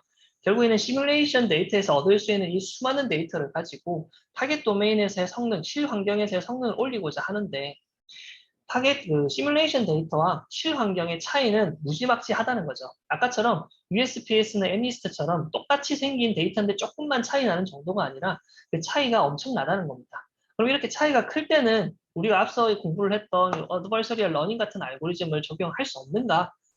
그래서 거기에 대해서 이제 고민을 하면서 나온 결과가 여기 인터미디어 도메인이라는 결과입니다. 결국에는 아까처럼 타겟 도메인을 소스 도메인으로 어떻게든 어거지로 맞추려고 하지 말고 소스 도메인과 타겟 도메인의 어떤 가운데 있는 새로운 인터미디어 도메인을 찾아 나가는 알고리즘을 만들어 보자라는 겁니다. 그래서 보시는 것처럼 소스 도메인과 소스 도메인의 필기체 데이터셋, 타겟 도메인의 실제 표지판 데이터셋일 때 이 두 개의 도메인 차이를 줄여주는 알고리즘을 적용을 해서 인터미디어 도메인이라는 새로운 도메인을 얻어보고자 하는 겁니다. 인터미디어 도메인 상에서는 소스 도메인과 타겟 도메인이 모두 유사하기 때문에 상대적으로 소스 도메인과 타겟 도메인 차이가 크더라도 도메인 어댑테이션을 적용을 할 수 있는 여지가 생기는 거죠. 물론 이제 인터미디어 도메인이라는 게 언노운입니다. 이게 우리가 제시할 수 있는 부분이 아니에요. 소스 도메인이 어떤 것이 제공이 될지, 타겟 도메인이 어떤 것이 제공이 될지 우리가 학습이 시작되기 전까지는 알지 못하기 때문에 그러면은 요 두 개의 갭을 줄일 수 있는 방법을 새롭게 학습을 통해서 알아내야 되겠죠. 그래서 그 과정을 얻기 위해서 만들어낸 프레임워크가 이런 식으로 구성이 되어 있는데요. 뭐 그렇게 되게 복잡해 보이지만 중요한 알고리즘들만 조금 한번 살펴보면 소스 도메인을 이제 인터미디어 도메인으로 바꾸는 어떤 트랜스포머가 하나 존재합니다. 이 트랜스포머는 총 두 가지 종류의 변환을 하게 되는데 첫 번째가 스페이셜 트랜스포머라고 해서 이거를 이제 어파인 트랜스폼 같은 걸 적용을 해주는 겁니다. 회전을 한다든지 조금 찌그러뜨리든지 혹은 뭐 조금 트랜슬레이션을 시킨다든지 하는 변환을 시켜주는 부분이 있고요. 두 번째가 컬러 트랜스포메이션이라고 해서 입력된 이미지의 색상을 조금 바꿔주는 역할을 하게 됩니다. 이때 이 트랜스포머가 고정이 되어 있으면 안 되겠죠, 당연히. 왜냐하면 인터미디엇 도메인을 찾아내는 알고리즘이기 때문에 이 트랜스포머에 입력이 되는 파라미터를 출력을 하는 네트워크가 윗단에 달리게 됩니다. 그래서 현재 입력되고 있는 소스 도메인들을 어떻게 변환을 해야 인터미디엇 도메인으로 바꿀 수 있는지를 요 위쪽에 있는 조그만 네트워크가 결정을 해주고요. 그 파라미터에 따라서 트랜스포머가 이미지를 변환을 해주게 되는 겁니다. 그리고 당연히 소스 도메인에 대응이 되는 트랜스폼도 있어야 되지만 타겟 도메인도 인터미디엇 도메인으로 바꿔줘야 되니까 별개의 독립적인 네트워크 하나 더 추가가 되고 있는 거고요. 그러면 요 어떤 기준으로 맞춰야 인터미디엇 도메인을 잘 찾을 수 있을 거냐에 대한 걸 이제 기준점을 삼아줘야 될 텐데 그 부분이 바로 뒤쪽에 있는 요 네트워크들입니다. 일단 요 인버스 네트워크는 무시를 하고 포워드 네트워크 쪽만 한번 살펴보게 되면 우리가 소스 도메인에 대한 라벨 값은 가지고 있죠. 반면에 타겟 도메인 같은 경우에 라벨 값은 가지고 있지 않습니다. 그래서 소스 도메인에 대응해서는 인터미디엇 도메인으로 바꾼 다음에 그냥 우리 일반적으로 클래시피케이션 학습하듯이 크로스 엔트로피 기반으로 학습을 하면 돼요. 그런데 타겟 도메인은 그렇지 않다는 거죠. 라벨이 없다 보니까 뭔가 얘를 학습을 써야 되는데 학습을 쓸 수 있는 방법이 없습니다. 그래서 이 알고리즘에서는 차용하는 방법이 앙상블 모델이 되겠습니다. 그래서 그냥 요 크로스 엔트로피 기반으로 학습을 하는 클래시파이어가 여러 개 달려버리는 거예요. 근데 타겟 모델에 대해서는 말씀드린 라벨이 없다 보니까 요 클래시파이어들 학습은 할 수 없는데 한 가지 사실은 확실하죠. 요 앙상블 모델에 모든 결과들을 합쳤을 때 똑같은 결과가 나와 있다는 거예요. 클래시파이어 1번과 클래시파이어 2번, 그리고 클래시파이어 그 개수만큼에 나오는 결과물들이 모두 동일해야 된다라는 가정은 변하지 않습니다. 왜냐하면 입력되고 있는 물체는 하나니까요. 타겟 도메인에 대해서도. 그래서 소스 도메인에 대한 트랜스포머의 경우에는 크로스 엔트로피 로스를 통해서 학습을 해 나가고요. 조금씩 인터미디엇 도메인을 찾아 나가고요. 타겟 도메인에 대해서는 이렇게 소스 도메인에서 학습이 된 여러 가지 클래시파이어들이 요 입력된 이미지들에 대해서 동일한 결과값을 출력을 할 수 있도록 하는 로스를 적용을 해서 트랜스포머를 학습을 해 나갑니다. 컨센서스라는 이름을 붙였고요. 근데 여기서 문제점이 뭐냐면 크로스 엔트로피에 비해서 얘들이 컨센서스를 맞추는 로스는 상대적으로 로스의 크기가 작습니다. 그러다 보니까 일반적으로 학습을 해보면 소스 도메인 쪽만 트랜스포머 학습이 되고 타겟 도메인 쪽에 트랜스포머 학습이 거의 안 되거든요. 로스의 그 비중 자체가 워낙 작아서 그냥 단순히 스케일만 적용하는 걸로 해결이 안 되는 게 크로스 엔트로피는 끝없는 로스 그 그레디언트가 적용이 되는 반면에 타겟 도메인에 대해서는 그렇지 않다는 거죠. 그래서 이 로스들 간의 밸런스를 맞추기 위해서 그냥 그거를 반대로 배우는 인버스 네트워크라는 게 추가가 된 겁니다. 그냥 소스 도메인에 있는 라벨을 그냥 약간 수도 라벨처럼 생각을 하고 타겟 도메인에서 얻은 수도 라벨을 실제 라벨처럼 생각을 하는 가상의 네트워크가 밑에 붙어지게 됩니다. 그러면은 두 개의 트랜스포머가 똑같은 로스들이 적용이 되면서 밸런스 있게 학습이 되는 결과를 얻을 수가 있습니다. 그래서 활용되고 있는 로스를 살펴보면 아까 말씀드렸다시피 소스 도메인에 대해서는 그냥 라벨이 제공이 되어서 그냥 슈퍼바이스드 로스 러닝을 진행을 하면 되고요. 컨센서스 로스라고 해서 여러 개의 앙상블 모델들이 동일한 결과가 나오도록 하는 로스가 적용이 되고 있습니다. 그리고 풀링 로스라는 거는요. 아까 그 여러 가지 클래시파이어들에 대해서 결과가 동일하게 나오도록 해야 된다라고 했는데 애초부터 이 클래시파이어들이 동일하면 의미가 없겠죠. 나오는 결과가 아무 의미가 없겠죠. 그래서 풀링 로스라고 해서 각각의 클래시파이어들이 나오는 출력값들이 서로 다르도록 유도를 하는 과정이라고 보시면 되겠습니다. 그래서 그냥 그 나오는 수도 라벨에 대한 크로스 엔트로피가 역으로 들어가 있고요. 복잡한 구조는 아니고. 그래서 요 로스들을 이제 순서대로 적용을 해야 돼요. 결국에는 좀 알고리즘이 복잡해집니다. 이게 알고리즘 자체도 되게 프레임워크 아키텍처도 되게 복잡하고 뭐 보드 네트워크하고 인버스 네트워크도 딸려 있다 보니까 워낙에 좀 복잡한 과정을 거치게 돼요. 슈퍼비전으로 한번 학습을 하고 풀링 로스를 적용을 해서 각각의 클래시파이어들이 서로 다른 결과를 만들게 만든 다음에 타겟에 대해서 조금 더 타겟에 대해서 컨센서스를 갖추는 방향으로 이제 학습을 하고 이 과정을 포워드 네트워크에서 한번 인버스 네트워크에서 한번 하는 식으로 계속 반복을 해야 되는데요. 사실은 원래 도메인 어댑테이션 알고리즘이 전반적으로 좀 복잡합니다. 그래서 기존의 그 알고리즘들하고 비교를 했을 때는 알고리즘 복잡성에 비하면 학습 속도는 훨씬 더 빠르다는 것을 쉽게 확인을 할 수가 있고요. 그래서 학습된 결과인데 기존의 소스 도메인과 타겟 도메인은 디즈니라는 알고리즘을 이용을 해서 피처 디스트리뷰션을 한번 뿌려본 겁니다. 보시면 아시겠지만은 우리가 인터미디어 도메인을 얻기 전까지는 소스 도메인과 타겟 도메인의 차이가 상이해서 소스 도메인에서의 분류를 하고자 하는 어떤 클래시피케이션 모델이 타겟 도메인에서 전혀 적용이 되지 않는 것을 확인을 할 수가 있습니다. 하지만 이제 인터미디어 도메인을 찾아 나가 놓으면 좀 비슷한 이제 피처들끼리 잘 뭉쳐져서 우리가 원하는 대로 소스 도메인에 대한 모델만을 확보를 하더라도 타겟 도메인에 대해서 높은 성능을 확보를 할 수 있는 가능성에 대해서 확인을 할 수가 있게 됩니다. 그래서 한번 트랜스포머된 결과들을 한번 살펴보게 되면 재밌는 결과들이 많은데, 예를 들면 아까 간단한 예시들 중에서 손 필기 글씨체와 어떤 그 실제 촬영된 이미지에서 가장 큰 차이점이 뭐냐면 이런 클러터들입니다. 좀 헷갈리게 하는 숫자들이에요. 지금 요거는 9라는 숫자로 분류가 돼야 되는데 왼쪽 오른쪽에 4, 1과 4라는 숫자가 섞여 들어가서 도대체 어떤 거를 탐지를 해야 될지 헷갈리게 만들고 있죠. 반면에 이제 엠리스트 같이 이제 간단한 알고리즘에서는 그런 클러터가 아예 없습니다. 그래서 요 아까 말씀드린 인터미디엇 도메인을 찾아 나가 보면 그 결과물을 보게 되면요, 1이나 4 같은 클러터 정보들을 알아서 없애줘요. 스페셜 트랜스포머가 자동으로 이제 줌을 당겨버려서 가장 핵심적인 숫자만 남겨놓고 나머지 헷갈리는 숫자들을 지워주는 거를 인터미디엇 도메인으로 활용을 하고 있는 것을 확인을 할 수가 있습니다. 그리고 엠리스트 같이 이제 흑백 이미지에 대해서 오히려 어느 정도 조금 색상을 적용을 함으로써 실제 색상이 적용이 되어 있는 타겟 도메인과의 갭을 줄이려는 노력도 진행을 하고 있는 것을 확인을 할 수가 있고요. 그리고 여기 이제 자동으로 얻어졌다는 것이 이제 핵심적인 내용이고요. 엠리스트와 USPS도 이제 이 두 개의 도메인에서 가장 큰 차이점이 뭐냐면은 그 기본적인 밝기 인텐시티 정도도 있지만 가운데 이게 얼라인이 맞느냐 안 맞느냐도 좀 차이가 납니다.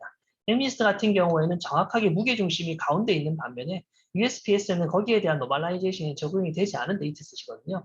그래서 우리가 제안을 했던 이 인터미디엇 도메인을 적용을 해보면 전반적으로 그 무게중심이 가운데로 다시 맞춰지는 방향으로 인터미디엇 도메인이 얻어지는 것을 확인을 할 수가 있습니다. 사실 뭐 이거는 숫자 데이터셋 같은 경우는 실제 적용할 일은 별로 없는데 여기서 그래서 실제 적용 가능성에 대해서 확인을 하기 위해서 엑스레이 이미지에 대해서 한번 적용을 해봤습니다. 그래서 일반적으로 우리가 확보를 할 수 있는 엑스레이 이미지, 라벨이 달려 있는 엑스레이 이미지의 경우에는 이런 식으로 얼라인이 되게 잘 맞게 확보가 되어 있습니다. 그래서 척추에 대해서 얼라인이 잘 맞도록 촬영을 하고 포스트 프로세싱을 거친 데이터셋이 일반적인데요. 뭐 아시겠지만 당연히 실제로 병원에서 촬영을 해보면 얼라인이 맞는 이미지를 얻는 게 거의 불가능합니다. 이런 식으로 머리가 갑자기 튀어나오는 경우도 있고요. 이렇게 안에 뭐 심장 그런 기계라고 하는 그런 것들이 달려있는 사람일 수도 있고 이런 상황에 대해서 또 근데 라벨을 또 달아줄 수는 없잖아요. 이 상황에 대해서. 그래서 도메인 오리엔테이션 한번 적용을 해본 겁니다. 이렇게 얼라인이 잘 되어 있는 것을 소스 도메인으로 쓰고 얼라인이 안 되어 있는 데이터들을 라벨이 없는 타겟 도메인으로 썼을 때 보시면은 이제 기존 알고리즘들에 비해서 소스 온리, 얼라인이 잘 된 것들만 학습에 활용을 했을 때 비해서 훨씬 더 높은 성능 향상을 얻을 수 있는 것을 확인을 할 수가 있고요. 실제로 이쪽 이제 오른쪽에 있는 데이터셋들이 요 스페셜 프로넌 트랜스포머나 칼라 트랜스포머를 통해서 조금씩 얼라인이 맞춰 나가면서 두 개의 갭을 줄여 나가는 것을 확인을 할 수가 있습니다. 이외에 이제 도메인 어댑테이션이 되게 좀 한정적인 태스크를 풀고 있었잖아요. 그러니까 결국엔 예를 들면 클래시피케이션 분야에 대해서 도메인 어댑테이션을 적용을 한다고 하면 두 가지 소스 도메인에서 풀고자 하는 클래스의 개수와 타겟 도메인에서 풀고자 하는 클래스의 개수가 무조건 똑같아야 됩니다. 당연히 클래스의 종류도 동일해야 되고요. 그런데 이런 가정들을 조금씩 파괴해 나가는 도메인 어댑테이션 알고리즘들이 최근에 많이 제안이 되고 있습니다. 이게 이제 가장 극단적인 케이스인데요. 유니버설 소스 프리 도메인 어댑테이션이라고 해서 두 가지를 합친 겁니다. 유니버설 도메인 어댑테이션이라는 거는 우리가 소스 도메인에서 보지 못했던 새로운 클래스가 타겟 도메인에서 추가되는 경우입니다. 예를 들면 개와 고양이만 분류하고 있는 라벨 데이터를 가지고 있는 상황이지만 우리가 타겟 도메인에서는 개와 고양이에 더해서 말 혹은 뭐 물고기 같은 것도 더 분류를 해야 되는 상황인 거죠. 그런 경우는 이제 유니버설 도메인 어댑테이션이라는 분야로 연구가 또 되고 있고요. 이외에 소스 프리 도메인 어댑테이션이라는 거는 그 지금 우리 아까까지 봤던 이 학습 방법론들은 소스 데이터셋과 타겟 데이터셋을 모두 들고 있어야 학습이 가능합니다. 그런데 만약에 타겟 도메인 실시간으로 들어오는 데이터가 실시간으로 막 들어오고 있어요. 그러면 그때마다 그럼 소스 도메인 다시 찾아와가지고 또 도메인 어댑테이션을 할 거냐? 말이 안 되는 상황이라는 거죠. 그래서 소스 도메인은 일단 학습 단계에서 끝내버리고 실시간으로 들어오고 있는 타겟 도메인만 가지고 학습을 해볼 수 없을까? 대한 연구를 하는 게 소스 프리 도메인 어댑테이션입니다. 뭐 워낙 다양한 방향으로 아직까지 연구가 되고 있고요. 뭐 어떤 특정 방법이 제일 좋다라고 하는 것보다 아직까지는 이걸 어떻게 해 나갈 것인가에 대한 고민을 진행을 하고 있는 분야가 되겠습니다. 뭐 이제 멀티 소스 도메인 어댑테이션도 있어요. 굳이 소스 도메인을 하나만 쓸 필요가 없다는 거죠. 아까 뭐 MNIST, USPS, SVHN 이런 데이터셋들에 대해서 얘기했는데 이 데이터셋들을 전부 다 소스 데이터셋으로 활용을 하고 다른 타겟 도메인에 대해서 도메인 제너럴라이제이션이 가능한 방향이 어떤 것인가를 찾아나가는 알고리즘도 있습니다. 최근에는 도메인 어댑테이션의 가장 정통적인 가정 자체를 하나씩 부숴나가는 알고리즘들이 많이 나오고 있으니까 혹시나 이런 쪽으로 이제 관심이 있으신 분들은 좀 최신 논문들을 찾아보시면은 여러분들이 풀고자 하는 환경에 적합한 알고리즘을 하나쯤은 찾으실 수 있을 거라고 생각을 합니다.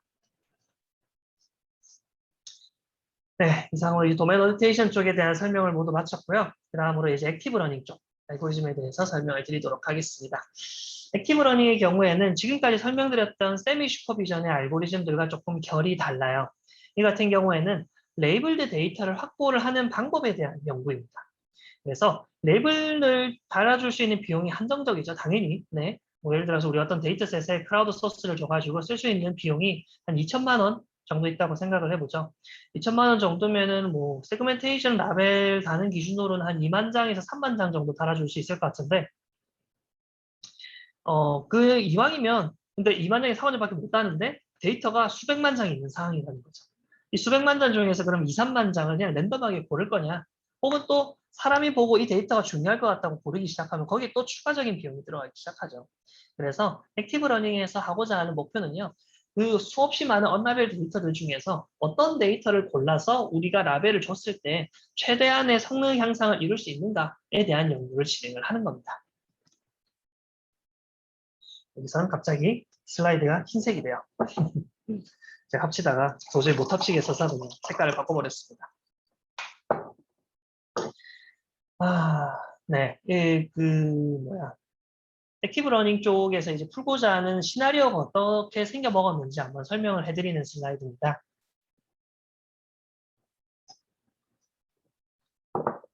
그래서 액티브 러닝도 여러 가지 종류도 있지만 저희가 지금 일반적으로 얘기를 하려고 하는 액티브 러닝에서 풀고 있는 시나리오의 경우에는 이런 시나리오 구성을 갖추고 있고요. 그래서 언라벨드 데이터가 엄청나게 많이 있는 겁니다. 이 중에서 어떤 데이터를 샘플링을 해요. 어떤 샘플링을 하고 이 샘플링된 데이터에 대해서 사람이 직접 라벨을 달아줍니다. 그래서 이 라벨을 달아준 데이터를 레이블드 데이터에 추가를 해가지고 이 레이블드 데이터만 가지고 어떤 머신러닝 모델을 학습을 하는 거죠. 이건 이제 언라벨 데이터를 학습에 활용하는 거에 포커스가 맞춰져 있는 게 아니라 이 라벨드 데이터가 좀 효율적인 레이블드 데이터셋을 가질 수 있도록 해주는 거에 포커스가 맞춰져 있는 알고리즘입니다. 그래서 머신러닝 모델이 이렇게 학습이 되면 이 머신러닝 모델이 그 다음 베스트 샘플을 결정을 해줄 수도 있고 혹은 별개의 어떤 모델이 베스트 샘플을 추출을 해줄 수도 있는 거죠. 그래서 바로 이 오른쪽에 있는 부분이 액티브 러닝이 해야 되는 부분입니다. 학습되어 있는 머신러닝 모델의 양상을 봐서 언라벨드 데이터에서 어떤 샘플을 추출을 해서 라벨을 달아줘야 더 좋은 효율성을 나타낼 수 있어 라는 것을 가르쳐주는 역할을 하는 거죠. 그래서 일반적인 액티브 러닝 프로세스를 한번 살펴보면 물론 액티브 러닝마다 조금씩 다르지만 일반적인 액티브 러닝 프로세스를 한번 살펴보면요. 일단 언라벨드 데이터에서 제일 처음 몇 개 샘플만은 랜덤하게 추출을 해줍니다. 랜덤하게 추출을 하고 거기에 대해서 라벨을 달아주는 거죠. 엑스퍼트가. 뭐 엑스퍼트일 수도 있고 일반 크라우드 소스일 수도 있고 그렇게 만들어진 레이블드 데이터가 일부 추출이 될 겁니다. 그러면은 이 레이블드 데이터를 가지고 머신러닝 모델을 학습을 하는 거죠. 뭐 언라벨드 데이터를 활용할 수 있지 않나요? 그거는 쓰고 싶으면 쓰면 되지만 일단은 우리의 지금 우리의 관심사는 아니기 때문에 여기서 일단은 무시를 하고 그냥 일반적인 슈퍼바이스 러닝으로 머신러닝 모델을 학습을 합니다. 그리고 이제 머신러닝 모델이 언라벨드 데이터에 대해서 한번 스코어링을 매겨보는 거죠. 내가 이거를 언라벨드 데이터 한번 테스트를 해봤는데 이거 되게 헷갈리는 어떤 샘플이야. 혹은 이건 내가 확신이 있어서 굳이 이거 라벨 안 알려줘도 이미 정답이야. 정답이라고 생각이 돼. 라는 식으로 스코어링을 매겨줍니다. 여러 가지 스코어링 방법이 있을 테고요. 그리고 그 스코어를 기반으로 샘플링을 진행을 하게 됩니다. 그러면 이렇게 또 샘플이 된 거를 라벨링을 또 추가를 하는 거죠. 엑스퍼트가 기다리고 있다가 또 추가로 추천을 해주면 거기에 대해서 또 라벨을 달아주고 그러면은 라벨 데이터가 추가되겠죠. 아까 우리 랜덤하게 샘플링 되어 있던 라벨 데이터에 더해서 얘가 추천해준 샘플들에 대한 라벨도 추가가 됐기 때문에 레이블 데이터가 더 커질 겁니다. 당연히 성능은 오르는 건데 똑같은 개수의 데이터를 추가했을 때 대비 랜덤하게 추출을 했을 때 대비 훨씬 더 높은 비율로 성능 향상이 있기를 기대를 하는 거죠. 그래서 결국에는 조금 더 똑똑한 머신러닝 모델을 확보를 할 수가 있게 되는 겁니다. 요거를 계속 반복을 해 나가요. 여기서 또 더 똑똑한 머신러닝 모델이 또다시 그 다음 샘플을 추천을 하고 그걸 다시 레이블리 데이터에 추가를 하고 이 과정을 계속 반복을 해 나가는 게 일반적인 액티브 러닝에서의 시나리오가 되겠습니다. 그리고, 네, 지금 설명드렸던 게 이제 가장 일반적인 시나리오인데, 조금 약간 특이한 시나리오도 있기는 있어요. 쿼리 신세시스라는 분야인데요. 이 같은 경우에는 이제 언라벨드 풀 데이터가 있지 않고, 머신러닝 모델이 학습된 걸 기반을, 학습된 내용을 기반으로 새로운 데이터를 제너레이션을 하는 분야입니다. 그러니까 언라벨드 풀에서 추천을 받는 게 아니라, 머신러닝 모델이 내가 헷갈리는 샘플이 이런 거야 라고 만들어서 그 라벨, 그 이미지를 이제 엑스퍼트한테 주는 거죠. 이게 뭐니?라고 물어보는 거예요, 머신러닝 모델이. 정말로 이제 다이렉트하게 인터랙션을 하는 분야인데, 이게 좀 쿼리 시녟시스 같은 경우에 쉽지 않은 게 이런 데이터셋들이 나옵니다. 아까 그 엠리스트 데이터셋을 기반으로 쿼리 신세시스 액티브 러닝 알고리즘을 만들어 보면 이런 이미지를 생성을 해줘요. 이게 무슨 라벨을 가져야 되는지를 머신러닝이 물어봐요, 사람한테. 근데 문제는 사람도 답변을 못합니다. 얘들은 7이라고 생겨서 7이라는 걸 주면 되는데 오른쪽에 있는 친구들은 무슨 숫자인지 사람도 알 수가 없습니다. 그러니까 쿼리 신세시스의 경우에는 그렇게 활발하게 연구가 진행이 되지는 않고 있고요. 더불어서 연구하는데 시간이 너무 오래 걸려요. 이게 뭐냐면은 언라벨드 풀에서 이렇게 데이터를 추출을 해오고 거기에 대해서 라벨을 달아주는 실험이라면은 애초에 그 라벨이 달려있는 데이터셋을 언라벨드 풀레이라고 가정을 하고 뽑아온 경우에 바로 원래의 라벨을 제공을 하는 식으로 연구를 진행을 하면 되는데 쿼리 신세시스 같은 경우에는 정말로 사람이 있어야 되거든요. 정말로 머신러닝이 만들어준 이미지를 보고 거기에 대응이 되는 라벨을 사람이 직접 달아줘야 되다 보니까 시간이 너무 오래 걸립니다. 이렇게 애매모호한 이미지도 있지만 연구 자체에 있어서 바틀렉이 너무 심해가지고 잘 연구가 되는 분야는 아닌데 사실은 알고 보면요. 여러분들은 이미 비슷한 과정을 하고 있습니다. 여러분들 하이퍼 파라미터 튜닝하는 과정이 쿼리 시녟시스랑 동일하거든요. 사실. 어떤 의미냐면 결국에 여러분들이 어떤 모델을 만들고 하이퍼 파라미터 튜닝을 한다라고 생각을 해볼게요. 그러면은 거기 입력되는 데이터가 하이퍼 파라미터 값들의 조합이고요. 출력되고 있는 값이 결과 성능인 겁니다. 그래서 여러분들 성능 보면서 여기 지금 하이퍼 파라미터를 조금씩 바꿔나가잖아요. 그 과정을 반복을 하고 있는 게 사실은 쿼리 신세시스 기반의 액티브 러닝을 여러분들이 이미 하고 있는 겁니다. 머신러닝 모델이 출력하고 있는 결과를 토대로 여러분들이 뭔가 새로운 데이터에 라벨을 입력을 해주고 있는 거죠. 하이퍼 파라미터라는 형태로. 그래서 뭐 그런 식으로 생각을 할 수 있다. 이게 아마 여러분들이 액티브 러닝을 조금 더 쉽게 이해할 수 있는 방향이라고 생각을 되어서 한번 넣어봤습니다. 자, 어쨌든 일반적인 이제 액티브 러닝으로 한번 다시 돌아갈게요. 언라벨드 데이터에서 샘플링을 해오고 거기에 대해서 라벨을 달아주는 시나리오를 한번 생각을 해보겠습니다. 여러 가지 연구 방향이 있어요. 가장 간단하게 할 수 있는 방법이 뭐냐면 맥스 엔트로피입니다. 어떤 거냐면은 일단 어떤 머신러닝 모델이 학습이 되어 있는 거를 가지고 거기에 대해서 언라벨드 데이터를 다 테스트를 해보는 거예요. 그냥. 테스트를 해보면 요즘 딥러닝 모델 같은 경우에는 확률 기반으로 이제 값이 나오게 되죠. 그래서 그 확률의 엔트로피 값이 그냥 알아서 계산이 될 겁니다. 물론 그게 정답인지 아닌지는 몰라요. 그래서 여기 보시면은 어떤 샘플을 돌렸더니 도그가 90% 정도 나오고 캣이 한 10% 정도 나왔어요. 물론 이 90% 정도 되는 도그가 맞는지 틀렸는지는 모릅니다. 틀렸을 수도 있어요. 언라벨드 데이터를 가져와서 했으니까. 하지만 일단은 여기에 대해서는 언설턴티가 떨어진다. 비교적 좀 정확한 결과를 낸다라고 생각을 하고 만약에 확률값이 두 개가 비슷해요. 50% 50% 이런 식으로 비슷하게 나온 경우에 이 데이터만큼은 이 머신러닝 모델이 헷갈려하는 데이터이기 때문에 이 데이터에 대해서 라벨을 제공을 할 경우에 우리의 성능이 더 많이 오를 수 있어 라고 알려주게 되는 겁니다. 그게 바로 맥스 엔트로피 기반의 액티브 러닝 알고리즘입니다. 상당히 단순하죠. 아주 빠른 속도로 구동을 할 수 있는 장점이 있습니다. 그래서 결과적으로 보면 이런 식으로 데이터 디스트리뷰션이 있을 때 디시전 바운더리에서 멀리 있는 샘플들보다는 디시전 바운더리에 가까이 있는 샘플들을 좀 위주로 선택을 해서 조금 더 정확한 디시전 바운더리를 찾아 나가보자 컨셉이 되겠습니다. 지금 뭐 저거 코드는 여러분들 이미 만들어 놓은 모델에다가 진짜 한두 줄만 추가하면 만들 수 있는 수준이에요. 어렵지 않죠. 다음으로 이제 MC 드랍아웃, BALD라는 알고리즘입니다. 여러분들 이제 드랍아웃이라는 알고리즘은 이미 거의 대부분 다 아실 것 같습니다. 어떤 모델이 있을 때 드랍아웃을 적용을 하게 되면 학습 과정 중에서 특정 뉴런의 오버피팅이 되는 문제를 피하기 위해서 랜덤하게 뉴런들을 꺼버리죠. 0으로 만들어버려서 여기에 대해서 그레디언트를 적용을 하지 않고 나머지 뉴런들만으로 학습을 할 수 있는 방향을 찾아 나가도록 유도를 하는 게 바로 드랍아웃 알고리즘이죠. 랜덤하게 계속 뉴런들을 이렇게 껐다 켰다를 반복을 해 나갑니다. 그렇게 해서 테스트 페이지에서는 썼던 뉴런들 모두 다 켜서 모든 웨이트들을 활용을 해서 최종적인 예측을 하는 게 일반적인 드랍아웃을 활용한 학습 방법론이죠. 그런데 요 MC 드랍아웃에서 이야기를 하는 건요. 테스트 페이지에서도 드랍아웃을 한번 틀어보자는 겁니다. 테스트 페이지에서도 드랍아웃을 틀어놓으면 당연히 결과값이 바뀌겠죠. 또 다른 뉴런들을 꺼버리면 또다시 그 결과값이 바뀔 겁니다. 그런데 만약에 현재 우리가 보고 있는 샘플이 상당히 정확한 결과값을 예측을 할 수 있는 모델이라고 하면 아무리 드랍아웃을 틀어서 여러 번 예측을 한다고 하더라도 결과값은 비슷하게 나온다라는 겁니다. 그 정보 인투이션을 토대로 만들어낸 알고리즘이고요.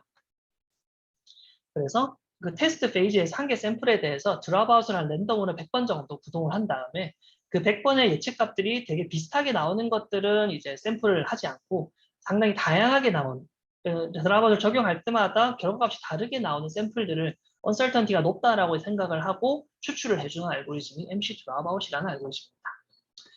그래서 트레인할 때는 한 50% 정도, 일반적인 드랍아웃을 적용할 때보다 더 높은 비율로 드랍아웃을 적용을 해야 되고요. 그걸 테스트할 때는 또 10번씩 해야 되고. 단점은 있어요. 왜냐하면 드랍아웃의 비율이 커짐으로써 수렴성이 좀 낮아집니다. 네트워크 학습할 때부터 수렴을 좀 빨리 안 하고, 안 하는 경우, 아예 수렴을 안 하는 경우도 좀 발생을 해요. 그럼에도 불구하고 베이지안 이게 사실 좀 자세한 이야기를 하기 시작하면은 좀 더 구체적으로 이 언설턴티가 드랍아웃이랑 되게 밀접한 관련이 있다는 이야기를 할 수 있는데 논문을 보시면은 베이지안 기반의 확률 예측값하고 지금 나오고 있는 드랍아웃하고 되게 유사하다라는 것을 다 증명을 해놨습니다. 그래서 실제로 언설턴티에 가까운 실제 이 샘플의 언설턴티에 가까운 값이 이 MC 드랍아웃을 통해서 예측을 할 수가 있게 되는 거죠. 그래서 보시면은 요 BALD 관련된 알고리즘들이 기존에 이제 랜덤 샘플링 했을 때보다 요 가로축이 이제 그 레이블이 달린 샘플의 개수고요. 세로축이 정확도인데 동일한 개수의 레이블드 데이터 안에서 훨씬 더 높은 성능을 확보를 하는 것을 확인을 할 수가 있죠. 근데 보시면 아시겠지만 BALD랑 맥스 엔트로피랑 성능이 비슷하죠. 사실 맥스 엔트로피가 의외로 되게 좋은 성능을 보입니다. 대부분의 시나리오에서. 제너럴리티 입장에서는 맥스 엔트로피를 먼저 한번 시도를 해보시는 게 제가 추천을 드리는 방향입니다. 처음부터 너무 복잡한 액티브 러닝 알고리즘을 시도해 보실 필요는 없어요. 그 다음으로 이제 러닝 로스 폴 액티브 러닝이라는 논문입니다. 요거는 단순해요. 이제 결국에는 우리가 지금까지 보셨겠지만은 그 uncertainty를 기반으로 우리가 물체를 샘플을 하고자 하는 게 지금 목표였죠. 이 우리가 헷갈려하는 모델들을 어떤 거를 추출을 해야 될지는 결정을 해야 됩니다. 그렇죠? 그래서 이 논문에서는 지금까지는 MC 드랍아웃 같은 경우는 엔트로피를 기준으로 추출을 했고 MC 드랍아웃 같은 경우는 드랍아웃을 적용을 해서 계속 바뀌는 정도를 기반으로 추출을 했고요. 이 논문에서는 로스를 기반으로 어떤 그 샘플이 더 언설턴한지를 알아내는 알고리즘입니다.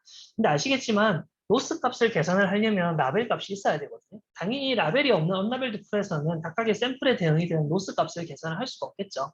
그래서 이 논문에서는 로스를 프리딕션하는 모듈을 하나 추가를 해버립니다. 일반적인 머신러닝 모델에다가 더해서 로스 프리딕션 모듈을 하나 추가를 해주는 거예요. 그래서 이 로스 프리딕션 모듈이 하는 역할은 레이블드 데이터를 가지고 로스 값을 예측을 합니다. 그래서 지금까지 배웠던 두 개 알고리즘 같은 경우는 그냥 모델만 가지고 어떻게든 샘플링을 했다면 여기서는 애드온 모듈이 하나 더 붙어주는 거죠. 로스 프리딕션 모듈이라고 해서. 그래서 이런 식으로 구조가 되어 있는데 모델에 나오는 그 피처들을 입력으로 쓰고 있는 로스 프리딕션 모듈은 로스 프리딕션 값을 예측을 하게 되고요. 실제 레이블이 달려있는 데이터에서 얻은 로스 값이랑 비슷하게 가도록 하는 로스 프리딕션 로스를 그냥 적용을 합니다. 뭐 이게 약간 뭐 마진값도 있긴 한데 사실상 그냥 리스트 스퀘어 에러를 적용을 했다라고 보시면 될 것 같아요. 그래서 다양한 이제 이미지에 대해서 실시간으로 계속 로스를 학습을 해 나가는 모듈이 붙게 됩니다. 실제로 이제 그 예측된 로스와 그 실제 로스의 상관관계를 보여주고 있는 결과를 이 논문에서 보여주고 있는데요. 실제 로스와 프리딕션 로스가 여기 프리딕션 로스가 아닌 이 모델에서 얻은 엔트로피에 비해서 훨씬 더 코릴레이션이 높다라는 것을 보여주고 있습니다. 그래서 이 학습 기반으로 로스를 학습을 하는 게 상당히 유의미하다라고 이야기를 하고 있고요. 그래서 그 알고리즘을 보시면은 이 논문에서 가장 강조하는 부분이 테스트 어그노스틱이라는 측면이에요. 로스라는 거는 모든 머신러닝에서 활용이 되죠. 로스 없는 머신러닝 알고리즘 요즘 거의 없습니다, 실제. 네, 딥러닝에서 로스 설계는 가장 기본이다 보니까 로스를 쓰고 있는 모든 머신러닝 알고리즘에 적용할 수 있다는 거. 왜냐면은 로스 프리딕션 모듈이 하는 역할은 그냥 로스 값을 예측을 하는 것 뿐이다 보니까 로스만 있다면은 클래시피케이션이든 디텍션이든 포즈 에스티메이션이든 어떠한 분야에서도 액티브 러닝 자신들이 제안을 하고 있는 액티브 러닝 알고리즘을 적용을 할 수 있다라고 이야기를 하는 겁니다. 그래서 클래시피케이션에 대해서도 동일한 샘플 개수에 대해서 기존 알고리즘들보다 훨씬 높은 성능을 보이고 있고 디텍션에 대해서도 동일한 것에 대해서 훨씬 높은 성능을 보이고 있으며 마지막으로 휴먼 포즈 에스티메이션에서도 마찬가지로 기존 알고리즘들에 비해서 훨씬 높은 레이블드 데이터 효율성을 보여주고 있다라는 겁니다. 이외에도 이제 코어셋이라는 컨셉도 있어요. 이거는 약간 컨셉만 설명드릴게요. 코어셋 같은 경우에는 지금까지 알고리즘들은 전반적으로 그 언설턴티를 기반으로 샘플링을 진행을 했었죠. 그러니까 헷갈리는 것들을 위주로 찾아서 디시전 바운드를 조금 더 정확하게 맞춰보겠다라는 컨셉이었습니다. 근데 우리 한번 생각을 해보셨겠지만 그렇게 헷갈리는 거 말고 좀 대표적인 샘플을 뽑을 수 없을까라는 생각도 한번 해보신 분이 계실 거예요. 바로 그 대표적인 샘플을 뽑을 수 있는 방법을 연구를 한 게 코어셋 알고리즘입니다. 근데 생긴 것만 보시면은 여러분들 그 DB스캔이라는 클러스터링 알고리즘하고 되게 비슷하게 생겼거든요. 한번 DB스캔 알고리즘 보시면은 거의 동일합니다. 코어셋 알고리즘 구동 방식이랑. 그래서 코어셋 알고리즘, 자, 그 다음 그림이었군요. 코어셋 알고리즘 같은 경우에는 최소한의 샘플 개수로 이 모든 샘플을 커버를 할 수 있는 샘플들을 고르는 알고리즘이라고 보시면 돼요. 그래서 아까 보셨던 이렇게 동그라미가 막 그려져 있었잖아요. 그 동그라미들을 활용을 해서 최대한 많은 피처 디스트리뷰션을 포함을 할 수 있는 가운데를 담당을 할 수 있는 피처들을 샘플링을 하는 거죠. 그래서 그거는 이제 그러면 당연히 representative 피처, 애매한 피처들이 아니라 현재 피처 디스트리뷰션을 대표할 수 있는 피처의 역할을 하겠죠. 그래서 코어셋 알고리즘의 디즈니 결과를 보시면은 적용하지 않았을 때보다 확실히 적용했을 때 놓치는 부분 없이 정확하게 대표할 수 있는 피처들이 잘 추출이 된 것을 쉽게 확인을 할 수가 있고요. 코어셋 알고리즘 같은 경우에는 앞서 이야기했던 언설턴티 기반의 그 액티브 러닝 알고리즘과 가장 큰 차이점은 뭐냐면 제일 처음 라운드입니다. 제일 처음에 원래는 랜덤하게 샘플링을 한다고 말씀을 드렸는데 코어셋 알고리즘 같은 경우에는 제일 처음에 랜덤하게 하지 않고 코어셋 알고리즘을 대표적인 샘플을 꼭 바로 뽑을 수가 있어요. 그러다 보니까 첫 라운드 기준으로 봤을 때는 이런 레프레젠터티브 코어셋 기반의 알고리즘들이 높은 성능을 보이는 경향이 있고요. 그리고 조금 나중에 가서 좀 어느 정도 학습이 진행된 상황에서는 이제 기존에 배웠던 그 앞에 3개 언설턴티 기반의 그 액티브 러닝 알고리즘들이 조금 더 잘 작동을 한다고 알려져 있습니다. 두 개 다 뭐 좋은 알고리즘이죠.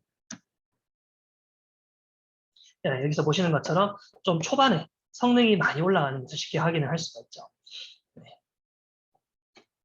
아까 우리 뭐 러닝로스 이런 알고리즘들은 좀 마지막에 많이 올라가는 경향을 보였다면 이 알고리즘들은 초반에 급격한 성능 향상을 보이는 것을 확인할 수가 있습니다.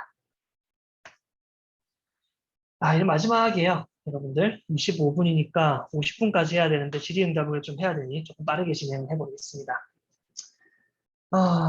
네, 지금까지 나왔던 그 액티브 러닝 알고리즘들의 한계점을 한번 지적을 해볼 건데요. 지금까지 나왔던 그 액티브 러닝 알고리즘들이 기본적으로 활용하고 있는 데이터셋은 벤치마크 데이터셋들이었습니다. 그리고 벤치마크 데이터셋들의 공통점은요, 가장 이상적인 데이터셋 환경을 갖추고 있다는 겁니다. 그 중에 하나가 바로 카테고리 간의 밸런스 문제입니다. 그래서 예를 들면 뭐 사이파나 아까 뭐 그런 데이터셋들을 봤을 때 각 클래스별로 좀 데이터의 샘플 개수가 다 유사합니다. 그러다 보니까 여기서 샘플링을 했을 때 클래스들 간의 밸런스는 전혀 고려하지 않고 추출을 하더라도 큰 문제 없이 추출이 가능해요. 하지만 뭐 인텔리전트 팩토리나 실제 데이터셋들을 많이 만져보시는 분들은 아시겠지만은 이렇게 이상적인 클래스 밸런스는 거의 존재하지 않거든요. 거의 클래스 밸런스가 다 맞지 않습니다. 거의 대부분이 특정 클래스로 이루어져 있고 나머지 클래스는 극소수를 갖추고 있거나 혹은 특정 클래스의 개수가 아주 적고 나머지 클래스들이 대부분이거나 한 상황이 일반적이라는 거죠. 그런데 우리 지금 기본적으로 액티브 러닝에서 언라벨드 풀이잖아요. 이게 클래스가 맞는지 틀렸는지 애초에 몰라요. 그걸 알 수 있는 상황이 아닙니다. 그런데 우리는 이 언라벨드 풀을 가지고 어떻게든 활용을 해야 액티브 러닝이라는 알고리즘을 우리 스킴에다 적용을 할 수 있을 거죠. 그렇기 때문에 그러면 언밸런스인 상황에서 액티브 러닝을 어떻게 적용을 할 거냐에 대한 고민을 한번 진행을 해보도록 하겠습니다.